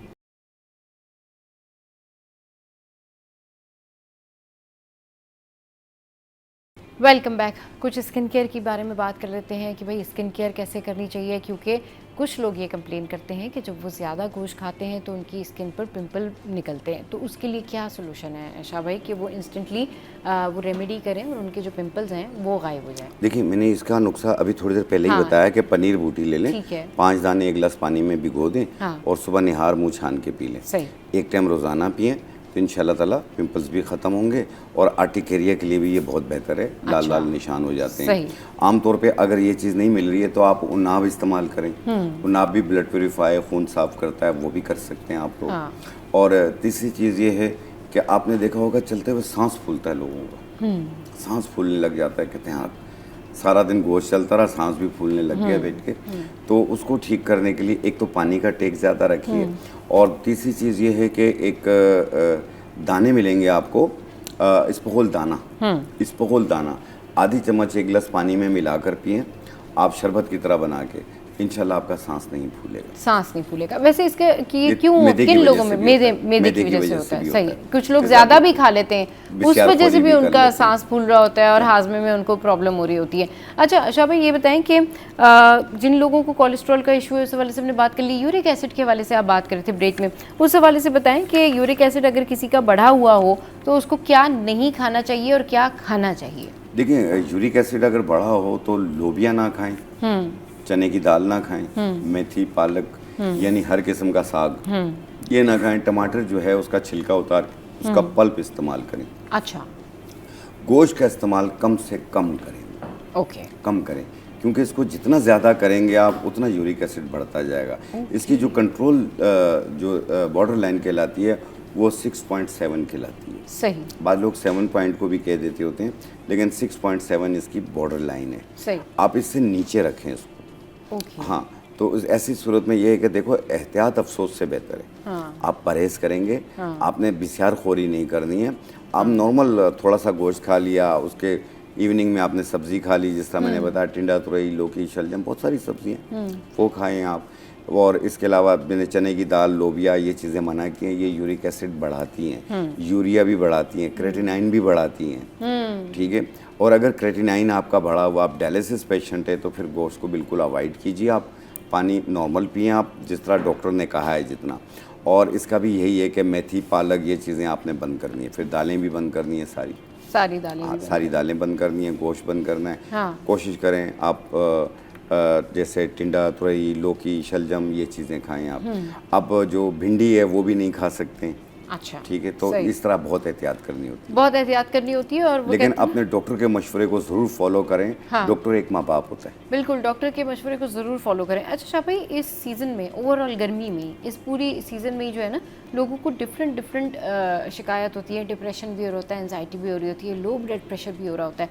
उसकी क्या रीज़न होती है? देखिए, लो ब्लड प्रेशर होना ये आम तौर पे बहुत ज़्यादा है आजकल। ये नौजवानों में भी बहुत है और आम तौर पे क्योंकि भी बात। यूजुअली लोगों को कोई और भी प्रॉब्लम हो सकता है, लेकिन लोग उसको कनेक्ट कर देते हैं कि बीपी लो हो रहा होगा, गर्मी की वजह से हो रहा होगा। हो सकता है उसको किसी और वजह से भी जो है वो चक्कर आ रहे हो सकता है किसी और वजह से भी उसको एंजाइटी, जनरल वीकनेस की वजह से भी हो रहा होता है, मैदे की वजह से भी है। और आमतौर पे एंजाइटी, डिप्रेशन होती है, उसमें चिड़चिड़ापन भी फील होता है। और फिर उसके बाद बाज़ लोगों को तो बेतहाशा नींद आती है डिप्रेशन में। अच्छा। बाज़ लोगों की नींद उड़ जाती है। अच्छा, बाज़ लोग डिप्रेशन में खाई जा रहे होते हैं, भूख बार बार लग रही है, खाई। बाज़ लोगों का डिप्रेशन में भूख मर जाती है। तो हर एक के अपने अपने वो हैं, मैथ हैं। तो आपने जिन लोगों को भी ऐसी प्रॉब्लम रह रही हो, तो आपने एक बादाम की तरह बीज मिलेंगे आपको, उसे फिंदक कहते हैं। अच्छा, ये पंसारियों से भी मिल जाते हैं, ड्राई फ्रूट वालों से भी मिल जाते हैं। उसको तोड़ेंगे, उसमें से मगज़ निकलेगा, उसे मगज़ फिंदक कहते हैं। मगज़ फिंदक 100 ग्राम ले लें और उसको पाउडर बना लें। सही। 1 चाय वाली चम्मच 1 गिलास दूध में मिला के 1 टाइम रोज़ाना पिएं और सारा दिन हंसते रहें। सारा दिन हंसते रहें, चलेगी। अच्छा शाह भाई, ये बताएं कि हेपेटोमेगली यानी इनलार्जमेंट ऑफ स्टमक, मैदे का बड़ा हो जाना, कहते हैं ना भाई बहुत ही ज़्यादा खाना खा रहे हैं, हेपेटोमेगली हो गई है, उससे बचाव का क्या तरीका है? मतलब अगर किसी को ये प्रॉब्लम है तो वो क्या करें? देखिए, जिन लोगों को बहुत ज़्यादा खाना भी खा रहे हैं, सर वो तो सिवियर होगी तो वो पेट भी सर्जरी फूल या रहा है, अंदर दीगर फैल रहा है, ट्रीटमेंट की हाँ। तरफ जाएंगे, लेकिन तो वैसे रेमेडी क्या है? ऐसी सूरत में आपने सिर्फ 2 चीज़ें लेनी है। हाँ। एक लौंग लेना है, हाँ। एक सना मक्खी लेनी है। अच्छा, लौंग 50 ग्राम, सना मक्खी 50 ग्राम, सही। इन दोनों को मिला के बारीक पाउडर बना लें। जब भी खाना खाएं, खाना खाने के बाद 1 चुटकी खा लें। अच्छा, 1 चुटकी से ज़्यादा ना खाएं, सही। पानी के साथ। आप देखें नेक्स्ट डे जो है आपको भूख कम होना शुरू हो जाएगी, नॉर्मल होना शुरू हो जाएगी। ये बिस्यारखोरी आपकी कम हो जाएगी। आप हर चीज़ नॉर्मल खाएं। वैसे क्यों बड़ा हो जाता है ये मैदे का बड़ा हो जाना? देखिए, ये अपने आप पे किन तवज्जो ना वजूहात की वजह देना। से होता है? आप लाइफस्टाइल जब्तील है, आप घर पे ही बैठे हुए हैं, बेड पे ही बैठे हैं, वहीं खा रहे हैं, वहीं सो रहे हैं, वहीं कंप्यूटर पे काम कर रहे हैं। हाँ। तो ये आपका फिर ये पेट भरना शुरू हो जाता है, हाइपरटेंशन भी होती है, ब्लड प्रेशर होने के चांसेस बढ़ जाते हैं, शुगर होने के चांसेस बढ़ जाते हैं, हर किस्म की कमज़ोरी होने के चांसेस बढ़ जाते हैं। हाँ। फिर एंजाइटी, किसी चीज़ में मुतमईन ना होना, दिमाग चलना, ये सारी चीज़ें होंगी। सारी चीज़ें होती हैं, सही। और जाहिर सी बात है फिर उससे आपकी पूरी हेल्थ जो है वो इफेक्ट हो रही थी और आप लोगों को प्रॉब्लम हो रहा होता है। आपने देखा होगा अक्सर लोगों का एंजाइटी में ये है कि रोने को दिल करता है। हाँ। मैं रोऊं बैठ गया, जोर जोर से रोऊं जोर बैठ जोर से गया। रोऊं, ऐसा हाँ। भी बहुत सारे हाँ। सीन होते हैं। तो जिन लड़के हों या लड़कियां हों, यानी मर्द किसी भी एज के हों, आपने लेना है कमल गट्टा। अच्छा, कमल गट्टा ब्लैक कलर के होते हैं, ग्रे कलर के, गोल गोल बंटों की तरह होते हैं। उसको तोड़ें, उसमें से मगज़ निकलेगा। इसे हमारे गुजराती मेमनी के अंदर बबरी बोलते हैं, बबरी, ठीक है। इसका छिलका उतार के 100 ग्राम लेके पाउडर बना लें। हाँ। और इसकी 1 चाय वाली चम्मच 1 टाइम रोज़ाना लें, पानी के साथ लें या दूध के साथ लें, कोई हर्ज नहीं है। हाँ। आप देखें, ये जो वसवसे आना दिमाग में, बातें सोचना, एक बात की 4 बातें निकालना, चिड़चिड़ापन होना, रोने को दिल करना, ये सब आस्ते आस्ते सही हो जाएगा। ये सब बेहतर हो जाएगा। ज़ाहिर है फिर आपके इमोशंस के ऊपर काम हो रहा होता है तो वो आप बेहतर फील कर रहे होते हैं ये ना इसमें उससे। होता है इनमें। हाँ। अच्छा, इसमें ये है कि बहुत ज़्यादा गोश्त खा लिया, ये चीज़ें खा ली, हाँ। पाँव जल रहे हैं, हाँ। हाथ जल रहे हैं, तो ऐसी सूरत हाल के अंदर आप ले लें गोंद कतीरा। अच्छा, गोंद कतीरा आधी चम्मच, 1 गिलास जिनके पानी हाथ पाँव में जलन हाथ पाँव में जलन होती है। गोंद कतीरा आधी चम्मच, तुख्म बलंगा आधी चम्मच, 1 गिलास पानी में डाल लें। 1 घंटे के बाद उसे चम्मच के साथ शेक करें और वो पी लें। ये डायबिटिक पेशेंट भी ले सकता है, हाई बीपी वाले भी ले सकते हैं। आप देखिएगा हाथ पाँव की जलन फौरी दूर हो जाती है इससे। सही। और एक चीज़ और हो रही होती है इसमें कि जो हाथ और पाँव सुन्न हो जाते हैं, सुन होते हैं। ये डायबिटिक पेशेंट के साथ ज़्यादा हो रहा है, सही। आमतौर पे इंसान के साथ ज़्यादा हो रहा है। तो जिन लोगों को भी हाथ पाँव सुन्न हो जाते हैं, चप्पल निकल जाती है, पता नहीं चलता, हाँ। फिर बाद में कहते हैं यार चप्पल निकली, मुझे पता ही नहीं चला, इतने सुन्न होते हैं हाथ पाँव। तो ये मैंने कहा ना कि डायबिटिक पेशेंट को ज़्यादा होता है और आमतौर पे जनरल वीकनेस की वजह से भी होता है। तो आपने लेना है, एक बूटी आती है सतावर, इसे सतावरी भी कहते हैं। सतावर आप 100 ग्राम ले लें। अश्वगंधा यानी अजगन नागौरी ये भी 100 ग्राम ले लें। इनको मिला के बारीक पाउडर बना लें। 1 चाय वाली चम्मच सुबह नाश्ते के बाद, 1 चाय वाली चम्मच रात खाने के बाद 1 कप दूध या पानी से लें। आप देखें पहले दूसरे दिन में काफ़ी बेहतरी आ जाएगी। जहां आप देखें कि मुकम्मल ठीक हो गए, हाथ पांव सुन्न होना ख़त्म हो गए, आप एक्टिव भी हो गए, इसे छोड़ दीजिए। उससे छोड़ दीजिए और उससे बड़ा फ़ायदा भी होता है। और शाह भाई की जितनी भी रेमेडीज़ होती है ना, ये बहुत ज़बरदस्त रेमेडीज़ होती हैं और अगर आप इनको अप्लाई करें और अगर आपकी कंडीशन सिवियर नहीं है, शाह भाई ये ज़रूर लोगों को आप हमेशा गाइड करते हैं, बड़ा अच्छा करते हैं। और मैं भी लोगों को ये कहती हूँ कि अगर आपकी कंडीशन सिवियर नहीं है और आपको बहुत ज़्यादा कोई प्रॉब्लम नहीं है, तो घर की ये जो रेमेडीज़ हैं, जो आपके घर में जो चीज़ें होती हैं, वो आप ट्राई कर सकते हैं। अच्छा शाह भाई, घर में बहुत सारी ऐसी चीज़ें होती हैं जिनका जिक्र जो है वो हमारी नानी, दादी और ख़वातीन जो है वो करती रहती हैं। कलौंजी हो गई, लौंग हो गई, इनके क्या फ़ायदे होते हैं? देखिए लौंग है वो एक तो गर्म होती है, मिजाज गर्म होता है इसका, और दूसरा हाजमेदार होता है ये दर्दों के लिए भी बहुत बेहतर है। हाँ। और जैसे स्टीम लेने की भी मदद देती है। हाँ। आप किसी भी अच्छे ENT के डॉक्टर को दिखाएंगे, वो यही कहेंगे कि अगर आपको स्टीम लेनी है तो वो लौंग की स्टीम लें। कुछ लौंग के दाने लेके पानी में डाल के जब वो भाप आ रही हो तो आप उस टाइम पे इसकी स्टीम लें। आप देखें फौरी नाक खुल जाएगी आपकी। अच्छा। उसी टाइम पे खुल जाएगी। हाँ। और सर दर्द में भी आराम आ जाता है इससे। तो ये एक बहुत बेहतरीन है। इसका लौंग का तेल जो है वो दर्दों में काम आता है, दांत के दर्द में भी काम आता है, टांगों के कमर के दर्द में भी काम आता है, उसके मिसाज करते होते हैं। और आम तौर पर जिस तरीके से लौंग और सना मक्खी का मैंने बताया, ये बेतहाशा भूख लगती है, ये भूख को कंट्रोल करने में मदद देती है ये। अच्छा, सबसे सही। ज़्यादा बेहतर है। हाँ। और कलौंजी इस्तेमाल करने का ये है कि उसके तो बेशुमार फ़ायदे हैं। हाँ, तो प्लीज़ अब आप बताइए। कलौंजी का जो मेन चीज़ है कि आपको तरीका आना चाहिए, अच्छा। किस तरीके से यूज़ करनी है आपने।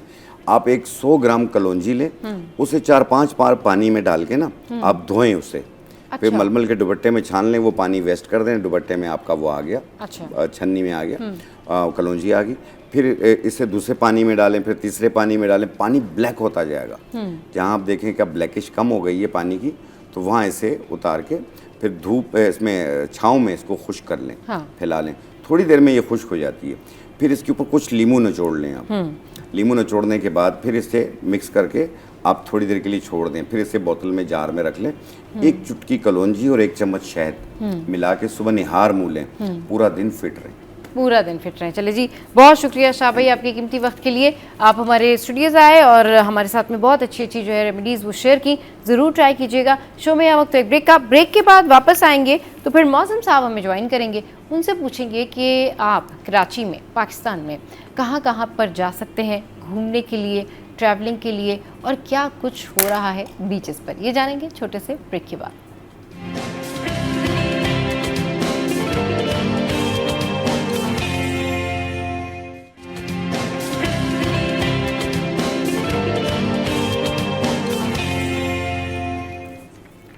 Welcome back. तो भाई अब ये जो वेकेशंस रही हैं, इसमें लोग ये भी सोच रहे होते हैं कि आगे कोई वीकेंड आए या आगे जो छुट्टियां आएंगी उसमें हम कहाँ घूमने फिरने जा सकते हैं, क्योंकि लोगों के पास जो है ना बारबेक्यू करने के लिए उनको जाना होता है CVO की तरफ। तो अब हमारे पास बात करने के लिए कि माहीगीर कैसे ईद सेलिब्रेट करते हैं, हमारे जो समंदर है, हमारा जो बीच है, बीचेस हैं, वहाँ पर क्या कुछ हो रहा है, इस पर बात करने के लिए जो है हमें ज्वाइन किया है मौज़म खान साहब ने, जो कि टेक्निकल एडवाइज़र हैं WWF से। उनको शो में वेलकम करते हैं। अस्सलाम वालेकुम सर, गुड मॉर्निंग, ईद मुबारक। ईद मुबारक, बहुत बहुत शुक्रिया आपका। कैसी ईद गुजरी सर आपकी? जी माशाल्लाह, जो मजहबी तकरीबात होती है नमाज के अलावा, कुर्बानी और ये सब सिलसिला जारी है। अल्लाह का करम है, शुक्र है, आपकी दुआएं हैं। सही। अच्छा ये बताइए सर, ईद जो है वो सभी सेलिब्रेट कर रहे होते हैं, लेकिन मैं ये जानना चाहूँगी कि हमारे जो माहीगीर हैं वो कैसे ईद सेलिब्रेट करते हैं? माहीगीरों की ईद उतनी फेस्टिव होती है जितनी कि पाकिस्तान के दूसरे इलाके में है। और ख़ास तौर पे जो ईद उल अज़हा है, इस पे तमाम माहीगीर अपनी एक्टिविटीज़ बंद कर देते हैं। ईद उल फितर के मौके पे कुछ फिशरमैन अपनी एक्टिविटी को जारी रखते हैं, क्योंकि ये इकनॉमिक एक्टिविटी है और उसमें उनको मछली पकड़ना होती है। लेकिन ईद के मौके पे तकरीबन 99% माहीगीर अपने गांव पर, अपने विलेज पर, अपने जो उनकी पोर्ट है उस पर वापस आ जाते हैं। कुछ फिशरमैन फिर भी खुले समुंदर में होते हैं। जो खुले समुंदर में होते हैं उनकी ईद कोई इतनी ख़ास नहीं होती है, लेकिन वो ईद के दिन कम से कम नमाज तो पढ़ते हैं इंडिविजुअली, क्योंकि जमात में नमाज नहीं हो सकती, लेकिन जितने माहीगीरों की आबादियां हैं, चाहे वो छोटी आबादियां हों, बड़ी आबादियां हों, बड़ी खुशी से मनाया जाता है। जानवरों की कुर्बानी होती है, कलेक्टिवली नमाज होती है और दूसरी इबादत भी होती हैं, और ख़ास तौर पे कुर्बानी और दूसरी किस्म की चीज़ों से फारिग होने के बाद लोग, क्योंकि छोटे शहरों में कोई ज़्यादा एक्टिविटी तो होती नहीं है, तो मेन बाज़ार में जमा हो जाते हैं ज़्यादातर लोग, या कोई ख़ास इलाका होता है जिसमें जमा हो जाते हैं। जैसे ग्वादर के शहर के जितने लोग हैं, ज़्यादातर लोग, वो पहाड़ है सामने, कोहे बातिल है, उस पे जो ओमान के सल्तनत के बादशाह ने चंद सौ साल पहले एक छोटा सा डैम बनाया था, उसकी रेमिनेंट है। वहाँ पे सब जमा हो जाते हैं, हर किस्म के शोर, जो गुलगपाड़ा आप कह दें, खाना पीना सब कुछ वहाँ होता है। तो ये एक बहुत बड़ी एक्टिविटी होती है। पसनी में यही कि एक रेत का चट्टान है बहुत बड़ी, जिसे हम मस्तानी कहते हैं, कुछ लोग उस पर चले जाते हैं, कुछ लोग समुंदर के दूसरे किनारों पे चले जाते हैं, और इसी तरह ईद बनाई जाती है। ख़वातीन ज़्यादातर खाना पकाना और इस किस्म की एक्टिविटी होती हैं, लेकिन बच्चे और बच्चियाँ शहर की और विलेजेस की जीनत होते हैं। और कुछ शहरों में तो बाकायदा, चूँकि इन त्यौहार के मौके पर किसी न किस्म की मेले ठेलों का इंतज़ाम भी होता है, तो ये एक बहुत बड़ी अट्रैक्शन होती है जिसमें लोग खरीदते हैं। लेकिन इन तमाम चीज़ों के बावजूद भी मजहबी रुझान, इबादत, नमाज पढ़ना, ये एक बहुत लाजमी जुज़ होता है। सही, बिल्कुल ठीक कह रहे हैं। अच्छा सर, जिस तरीके से आप बता रहे हैं कि बड़े ज़बरदस्त तरीके से माहीगीर जो हैं वो ईद सेलिब्रेट करते हैं, मुख्तलिफ जगहों पर भी चले जाते हैं, फिर मेलों का भी इनेकाद किया जाता है। वहीं ये बताएं कि जो फ़िशिंग है वो थोड़ा कम हो जाती है, क्योंकि 2 से 3 दिन 4 दिन जो है वो लोग ईद में लगे हुए होते हैं, तो उस हवाले से बताएं कि फिर ये जो फ़िशिंग है उसकी क्या सूरत हाल रहती है। मैंने जैसे आप जिक्र किया कि ये ईद उल अज़हा ऐसा मौका होता है कि तकरीबन 90 से ज़्यादा 95% माहीगीर जो होते हैं, हाँ, वो अपनी फिशिंग एक्टिविटी बंद कर देते हैं। और गुज़िश्ता चंद सालों में ये, चूँकि ईद का मौका जो है वो मानसून के महीने में है, यानी जून जुलाई, यानी मई से लेकर अगस्त के दरमियान, समंदर चूँकि बहुत रफ होता है, तो ये एक किस्म का एक रिलैक्सेशन का पीरियड भी होता है चंद दिनों के लिए। उसमें से कुछ लोग माहीगीर आ जाते हैं। हाँ। वैसे तो बुनियादी तौर पे इन 2 महीनों में माहीगीरी पे ट्रेडिशनली पाबंदी भी होती थी, लिहाजा इस चंद सालों में तो इतनी ज़्यादा कोई फिशिंग एक्टिविटी नहीं होती, क्योंकि समुंदर बहुत तूफ़ानी होता है।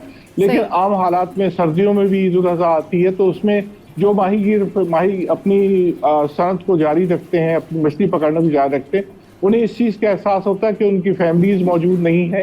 हाँ। तो कुछ तो बड़ी कश्तियों पे लोग जानवर भी लेके चले जाते हैं, ईद के मौके पर कुर्बान करते हैं। अच्छा। मुझे भी एक मौका मिला था कि मैंने एक बकरा ईद माहीगीरों के साथ खुले समुद्र में गुजारी थी। अच्छा। तो वो एक बकरा, एक जानवर साथ ले गए थे, उसे कुर्बान किया था। नमाज हमने चूँकि 2-3 लोग मिलकर पढ़ लेते थे, क्योंकि कश्ती में इतनी जगह अच्छा सर, जिस तरह से आप बता रहे हैं कि इन दिनों में जो है वो फिशिंग एक्टिविटी बंद कर दी जाती है और माहीगीर जाहिर सी बात है अपनी अपनी फैमिलीज़ के साथ होते हैं, आप जिस तरह से अपना एक्सपीरियंस शेयर कर रहे हैं कि आपने भी एक ईद इन्हीं माहीगीरों के साथ गुजारी थी, उस हवाले से तफसीलन बताइएगा सर, क्या कुछ हुआ था, क्या कुछ किया था? ऐसा था कि कोई ऐसे मुझ पे लाजिम तो नहीं था कि मैं ईद को माहीगीरों के साथ गुजारूं, लेकिन चूंकि मैं पसनी शहर में था और मैंने इस मौके का फ़ायदा उठाते हुए कुछ कश्तियाँ में, हमारी अपनी कश्ती जो थी, हमने शिकार का प्रोग्राम बनाया हुआ था और ये बाकायदा कमर्शियल और रिसर्च का प्रोग्राम था। तो हम जाने से पहले जो माहीगीर थे, एक जो छोटा एक बकरी होती है जिसे शिनक कहते हैं, उसको हम लेकर गए उस ट्रिप पर, और हमने ईद के दिन सुबह के वक्त बाकायदा नमाज पढ़ी 2-3 की टोलियों में, क्योंकि इतनी जगह नहीं होती और समुंदर रफ होता है। तो हमने बाकायदा नमाज पढ़ी और उसके बाद फिर जब सब नमाज से फारिग हो गए तो हमने जानवर को कुर्बान किया, और फिर जानवर को तैयार करने के बाद हमने उस जो जानवर का गोश्त था उससे हमने बिरयानी बनाई और बहुत इंजॉय किया। बल्कि हमारे इर्द गिर्द 2-4 कश्तियाँ और आ गई थी, तो हमने उनसे भी जो गोश्त शेयर किया और बहुत इंजॉय किया।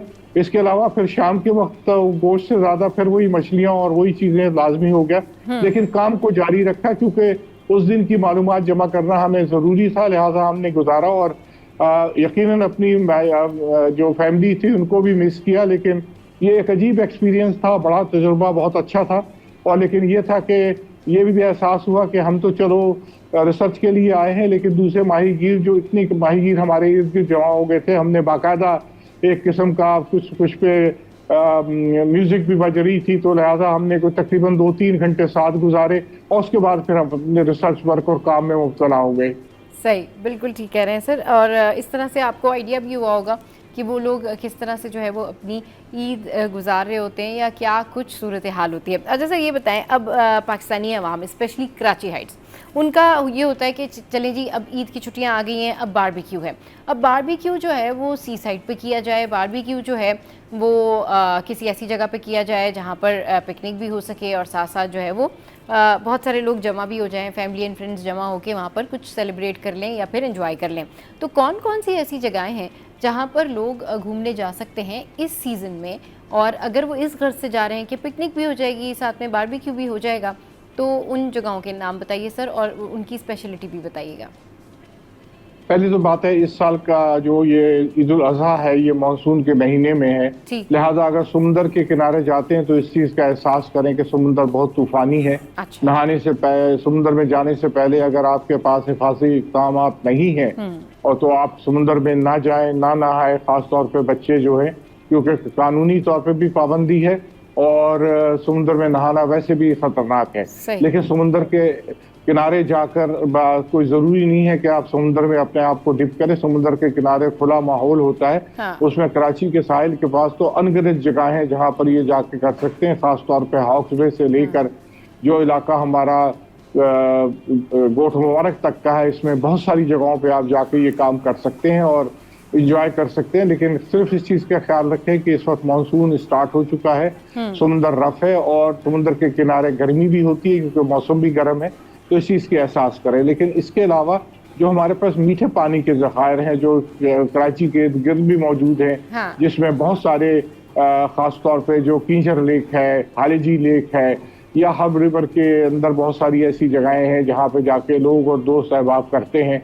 और ख़ास तौर पे कीरसर में बहुत सारी अच्छी जगहें मौजूद है जहाँ जाके कर सकते हैं। दोरेजी का इलाका है, हब चौकी के साथ बहुत सारे इलाके हैं जहाँ पे आप मीठे पानी के ज़खायर के करीब जाकर बाकायदा कर सकते हैं, क्योंकि वहाँ समुंदर का असर इतना, यानी हवाओं का इतना असर नहीं होता है, तो वहाँ आप नहा सकते हैं। लेकिन हिफाजती इक़दाम का ख़ास तौर पे ख्याल रखें। अगर आपको स्विमिंग नहीं आती है तो आप यकीनन उन गैजेट्स को लेके जाएं, लाइफ जैकेट हो, लेकिन ख्याल रखें कि पानी गहरे पानी में ना जाए ताकि पिकनिक अच्छी हो, तो आप ईद उल अज़हा को बहुत अच्छी तरह से मना सके। ख़ास तौर पर क्योंकि बारबेक्यू और इस किस्म की चीज़ें जब दरियाओं या पिकनिक के माहौल में की जाती है तो उसका मज़ा दोबाला हो जाता है। तो अगर आपके पास नहाना, स्विमिंग और दूसरे खेल करने हैं पानी के अंदर, तो आपको स्विमिंग आनी चाहिए या ऐसे पानी में करें जो कि शैलो हो, जहाँ किसी के मतलब खतरा ना हो, वरना इस किस्म की पिकनिक आमतौर पे किसी हादसे का सबब भी बन सकती है। तो एहतियात बहुत ज़रूरी है।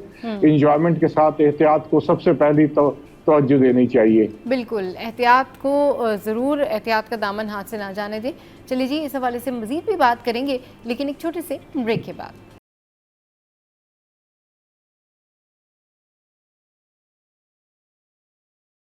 Welcome back. तो हम बात कर रहे हैं मौज़म साहब से। अभी हमने थोड़ी देर पहले उनसे पूछा कि भाई माहीगीर कैसे ईद सेलिब्रेट करते हैं।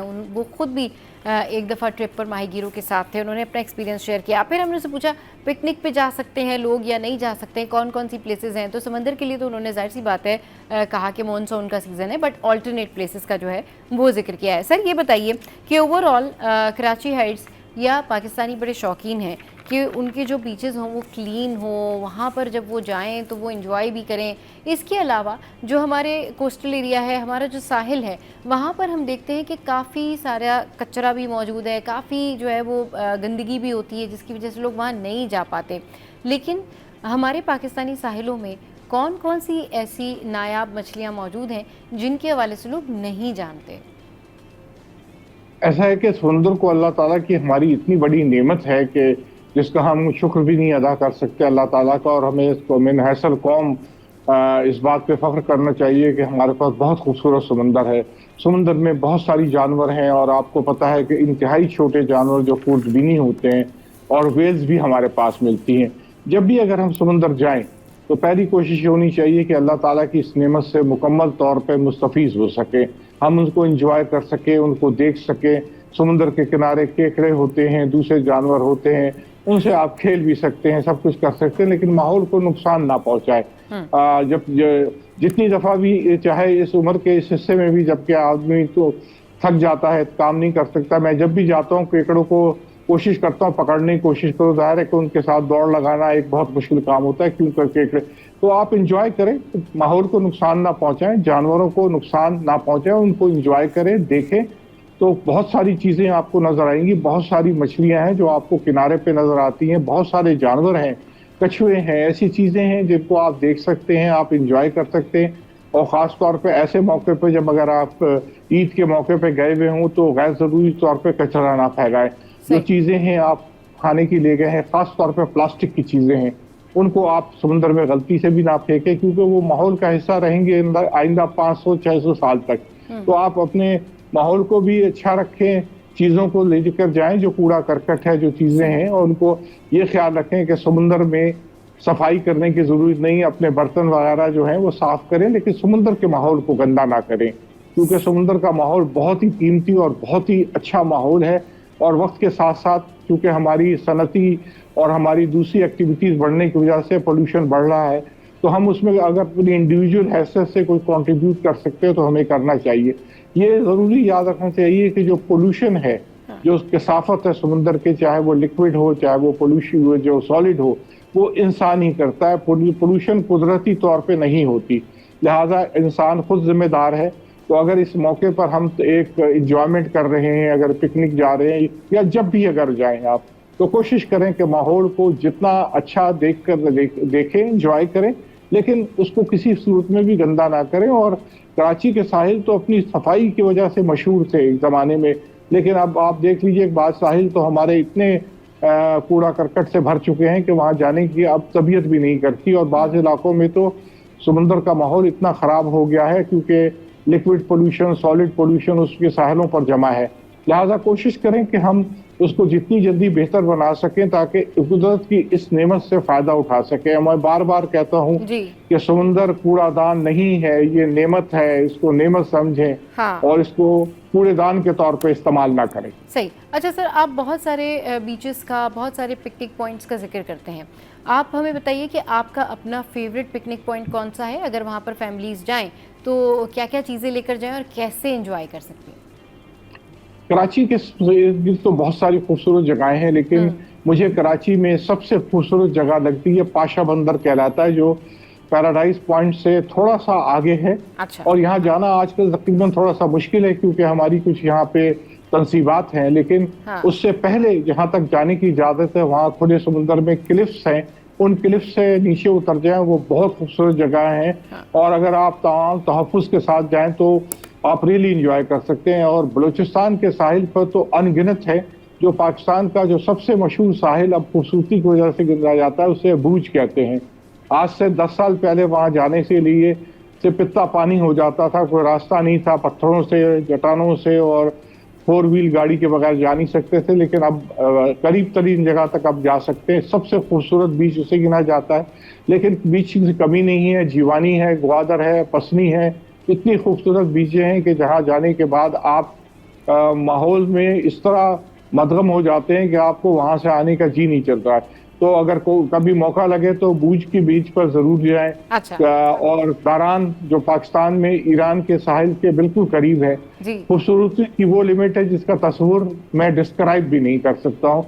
मैंग्रोव्स का इलाका है, आप मैंग्रोव्स के इलाके को लोग समझते हैं कि शायद ये एक कीचड़ का जंगल है। आप यकीन करें, कुदरत का ऐसा माहौल है जिसमें परिंदे, दूसरे जानवर और शिकार इतना मज़ेदार होता है कि आप माहौल में इस तरह बस जाते हैं कि वहाँ से आने का जी नहीं करता। तो बहुत सारी जगहें कराची और इर्द गिर्द तो मैं तो किसी इलाके को नहीं कह सकता कि इससे बेहतर है। जिस तरफ जाएं उसकी अपनी खसूसियत है और आप जहां भी जाकर समुद्र के किनारे कुदरती माहौल को एंजॉय कर सकते हैं। सही, बिल्कुल। बहुत ज़बरदस्त आपने जो है वो स्पॉट्स बताए हैं कि जहाँ पर पिकनिक के लिए फैमिली के साथ जाया जा सकता है। पाकिस्तान है ही बहुत ज़्यादा खूबसूरत, हमारा मुल्क इतना खूबसूरत है और घूमने फिरने की इतनी जगहें हैं, बस अवेयरनेस होनी चाहिए या फिर एक्सप्लोर करना आना चाहिए या उतना टाइम होना चाहिए, क्योंकि हर जगह जाने का अपना एक सीज़न भी होता है और कई बीचेस ऐसे होते हैं जो कि सीज़न वाइज अगर आप जाएं तो ज़्यादा आप अच्छे तरीके से इंजॉय कर सकते हैं। अच्छा सर, मैंने आपसे फ़िशेस के हवाले से पूछा था कि पाकिस्तानी समुद्रों में कौन कौन सी नायाब मछलियां हैं, चंद एक का जिक्र कीजिए सर। नायाब होना तो ऐसा है कि बहुत सारी मछलियां ऐसा कि बहुत छोटी और बहुत खूबसूरत या बहुत कीमती हैं जो कि बहुत ही नायाब होती हैं, लेकिन नायाब एक आम आदमी के लिए वो मछली होती है जो उसे कम दिखती है लेकिन जायके में बहुत अच्छी होती है। तो पाकिस्तान के साहिल पर बहुत खूबसूरत कीमती मछलियां होती हैं। पल्ला सिंध की एक बहुत मशहूर पैदावार है और बलूचिस्तान में भी पल्ला पलवार कहते हैं, ये मिलती है। ये कीमती मछली गिनी जाती है और लेकिन इसमें कांटे होते हैं और जो लोग मछली खाने के आदी हैं और जानते हैं तो इनके लिए सबसे अच्छी मछली गिनी जाती है। लेकिन कोई भी मछली अगर ताज़ा हो तो अपना जायका रखती है।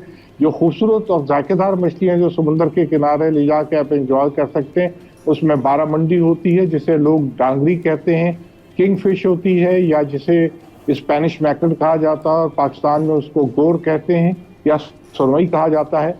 और इसके अलावा आप पॉम्फ्रेट से वाकिफ हैं कि वो लोग जो कांटे से डरते हैं और नरम गोश्त खाना चाहते हैं, पॉम्फ्रेट है तो, और झींगे, केकड़े और लॉबस्टर तो एक ऐसी नेमत है कि जिसको जो लोग एंजॉय करते हैं तो वो आप समझ सकते हैं कि बहुत कीमती है। और अगर झींगे का बिरयानी या झींगे का सालन अगर समुद्र के साहिल पे बना लिया जाए तो फिर पिकनिक का मज़ा दोबारा हो जाता है। लेकिन कोई भी मछली हो, ताज़ा हो, क्योंकि जहाँ तक हमारा मजहब भी कहता है, ये दुनिया की आप सोचने की बात है, ये हमारे लिए थॉट प्रोवोकिंग है कि हमारा मजहब जहाँ पर मछली खाने के बाद करता है वहाँ कहता है कि लहमन तरीहन है, ताज़ा गोश्त के तौर पे खाएं। यानी हमें शुरू से ही मजहब ने हमें बता दिया कि मछली को ताज़ा खाना बहुत ज़रूरी है, क्योंकि अगर वो ताज़ा है तो उसमें वो जायके हैं जिनका आप तसव्वुर भी नहीं कर सकते। हर मछली का अपना जायका होता है और आप बहुत जो लोग मछली खाने वाले हैं, जैसे हम तकरीबन मैं 100 से 200 मछलियों को आइडेंटिफाई कर सकता हूँ उनके गोश्त से कि इनका गोश्त कैसा है। और माहीगीरों में तो बाज़ लोग हर मछली को पहचानते हैं उसके गोश्त के जायके से। तो आप मछली खाएं, मछली नेमत है। मछली का जो फैट है वो सबसे दुनिया का अच्छा फैट होता है, बच्चों के लिए बहुत अच्छा फैट है। कांटों से ना डरें, कांटों से संभल कर निकाल कर बच्चों को खास तौर पे खिलाएं, क्योंकि उनके लिए ग्रोथ के लिए बहुत ज़रूरी है।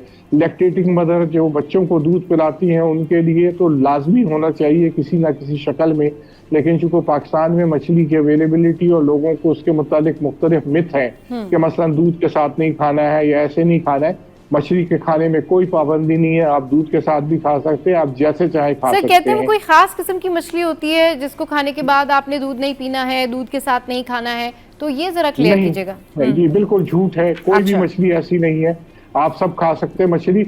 आप हमारी जो रेसिपीज हैं, जो हमारे खाने पकाने की तरकीबें हैं, उसमें दूध तो शामिल नहीं होता है। लेकिन आप यूरोपीय मुल्कों में, अमेरिका में या साउथ अमेरिका में चले जाएं तो ज़्यादातर जो उनकी रेसिपीज है, जो खाने की तरकीब है, उनके अंदर दूध लाजमी होता है। लेकिन वहाँ पर आपको कोई आदमी नज़र नहीं आएगा जिसको हुआ। गैर ज़रूरी तौर पे किसी मजहब, किसी बीमारी से इसको रिलेट करना एक जुल्म है, बल्कि गुनाह है। अल्लाह ताला ने कहा हुआ है कि जो हलाल चीज़ों को बिलावजह आप ना छोड़े। तो मछली को आप गर्मी सर्दी हर वक्त खा सकते हैं। मछली कोई गर्म भी नहीं होती। ये गर्म क्या चीज़ है इसको अभी तक डिफाइन नहीं कर सकते, क्योंकि जिस फार्माकोपिया के तहत मछली को गर्म कहा जाता है उसके हिसाब से बर्फ़ जो है वो गर्म है और चाय ठंडी है। तो ये एक ऐसी चीज़ है जिसको साबित नहीं किया जा सकता। मछली कोई गर्मी में भी मछली ज़्यादा खानी चाहिए, बल्कि क्योंकि जल्दी हजम होती है। तो लोगों को जो मिथ है इनको ख़त्म करना चाहिए। अल्लाह ताला की नेमत है, इसको हर वक्त खाएं। अगर आप साहिल समुंदर के लोगों को देखें जो माहीगीर हैं वो पूरे साल मछली खाते हैं, तो क्या आप उनको कोई बीमारी नजर आती है उनमें? हम भी पूरे साल मछली खाते हैं, कभी हमें कुछ ऐसी चीज़ नहीं। लोगों ने मशहूर कर दिया है गैर ज़रूरी तौर पे कि मछली है। बल्कि बाज़ लोग तो इतने ज़्यादा कच्ची होते हैं कि जिस दिन उन्होंने चाय भी पी ली है तो मछली नहीं खाते। आप मछली खाएं, दूध के साथ भी खाएं, कोई फ़र्क नहीं पड़ता है। मछली को बाज जैसे उसके अंदर दूध दही का इस्तेमाल उसको और जायकेदार बना सके। कहीं कोई पाबंदी नहीं है, कोई मेडिकल कोई ऐसी चीज़ नहीं है जो आपको रोक सके। कुछ जहरीली मछलियाँ होती हैं लेकिन हम उन्हें वैसे भी नहीं खाते, लेकिन दुनिया में जो बहुत कीमती मछली है जैसे फूगो है जापान में, जी जी। उसको खाने वाले इतनी जहरीली होती है कि इस वक्त भी जो दुनिया इतनी तरक्की कर गई है 10 से ज़्यादा आदमी सब उस मछली के जहर से मरते हैं, लेकिन जो कोई जायकेदार है उसको खाते हैं। हाँ। तो हमारे पास तो कोई भी जहरीली मछली नहीं है, कोई भी ऐसी चीज़ नहीं है। आप हर मछली को खाएं, चाहे छोटी से छोटी हो। रेसिपी का फ़र्क होता है, बनाना और तरकीब उसकी शामिल है, और बड़ी से बड़ी मछली खाएं कोई फ़र्क नहीं पड़ता। और हम मछली खाकर सेहतमंद हो सकते हैं। ख़ासतौर पे वो लोग जो बीमारियों में मुब्तला हैं, दिल की बीमारियां हैं या दूसरी बीमारियां हैं, उनके लिए मछली बहुत अच्छी ग़िज़ा है और खानी चाहिए। मछली नेमत है और हर दफ़ा खाने के बाद अल्लाह ताला का शुक्र करें कि अल्लाह ताला ने ये नेमत हमारे दरवाजे तक पहुँचा दी है। सही, बहुत शुक्रिया सर आपके कीमती वक्त के लिए, और बहुत ज़बरदस्त बातें की हैं। आज हमें पता चला कि भाई कौन कौन से बेस्ट पिकनिक पॉइंट्स हैं, और मछली जो है वो गर्मियों में भी खाई जा सकती है, उसकी तासीर उतनी गर्म नहीं होती। एक दफ़ा फिर से आपका बहुत शुक्रिया सर, और वंस अगेन हमारे तमाम देखने वालों को एक दफ़ा फिर से ईद मुबारक। और ये जो दावतों का सीज़न है, ये जो दावतों की अब दिन है, ये अच्छे से गुजारिए, अपनों के साथ ईद मनाइए, और जितने और लोग आपके रूठे हुए हैं उन्हें मना लें, अभी भी वक्त है। चले जी, सिटी एट 10 से फिलहाल इतना ही। आज के शो का फीडबैक ज़रूर दीजिएगा हमारी सोशल साइट पर। हंसते रहिए, मुस्कुराते रहिए, कीप वॉचिंग सिटी एट 10।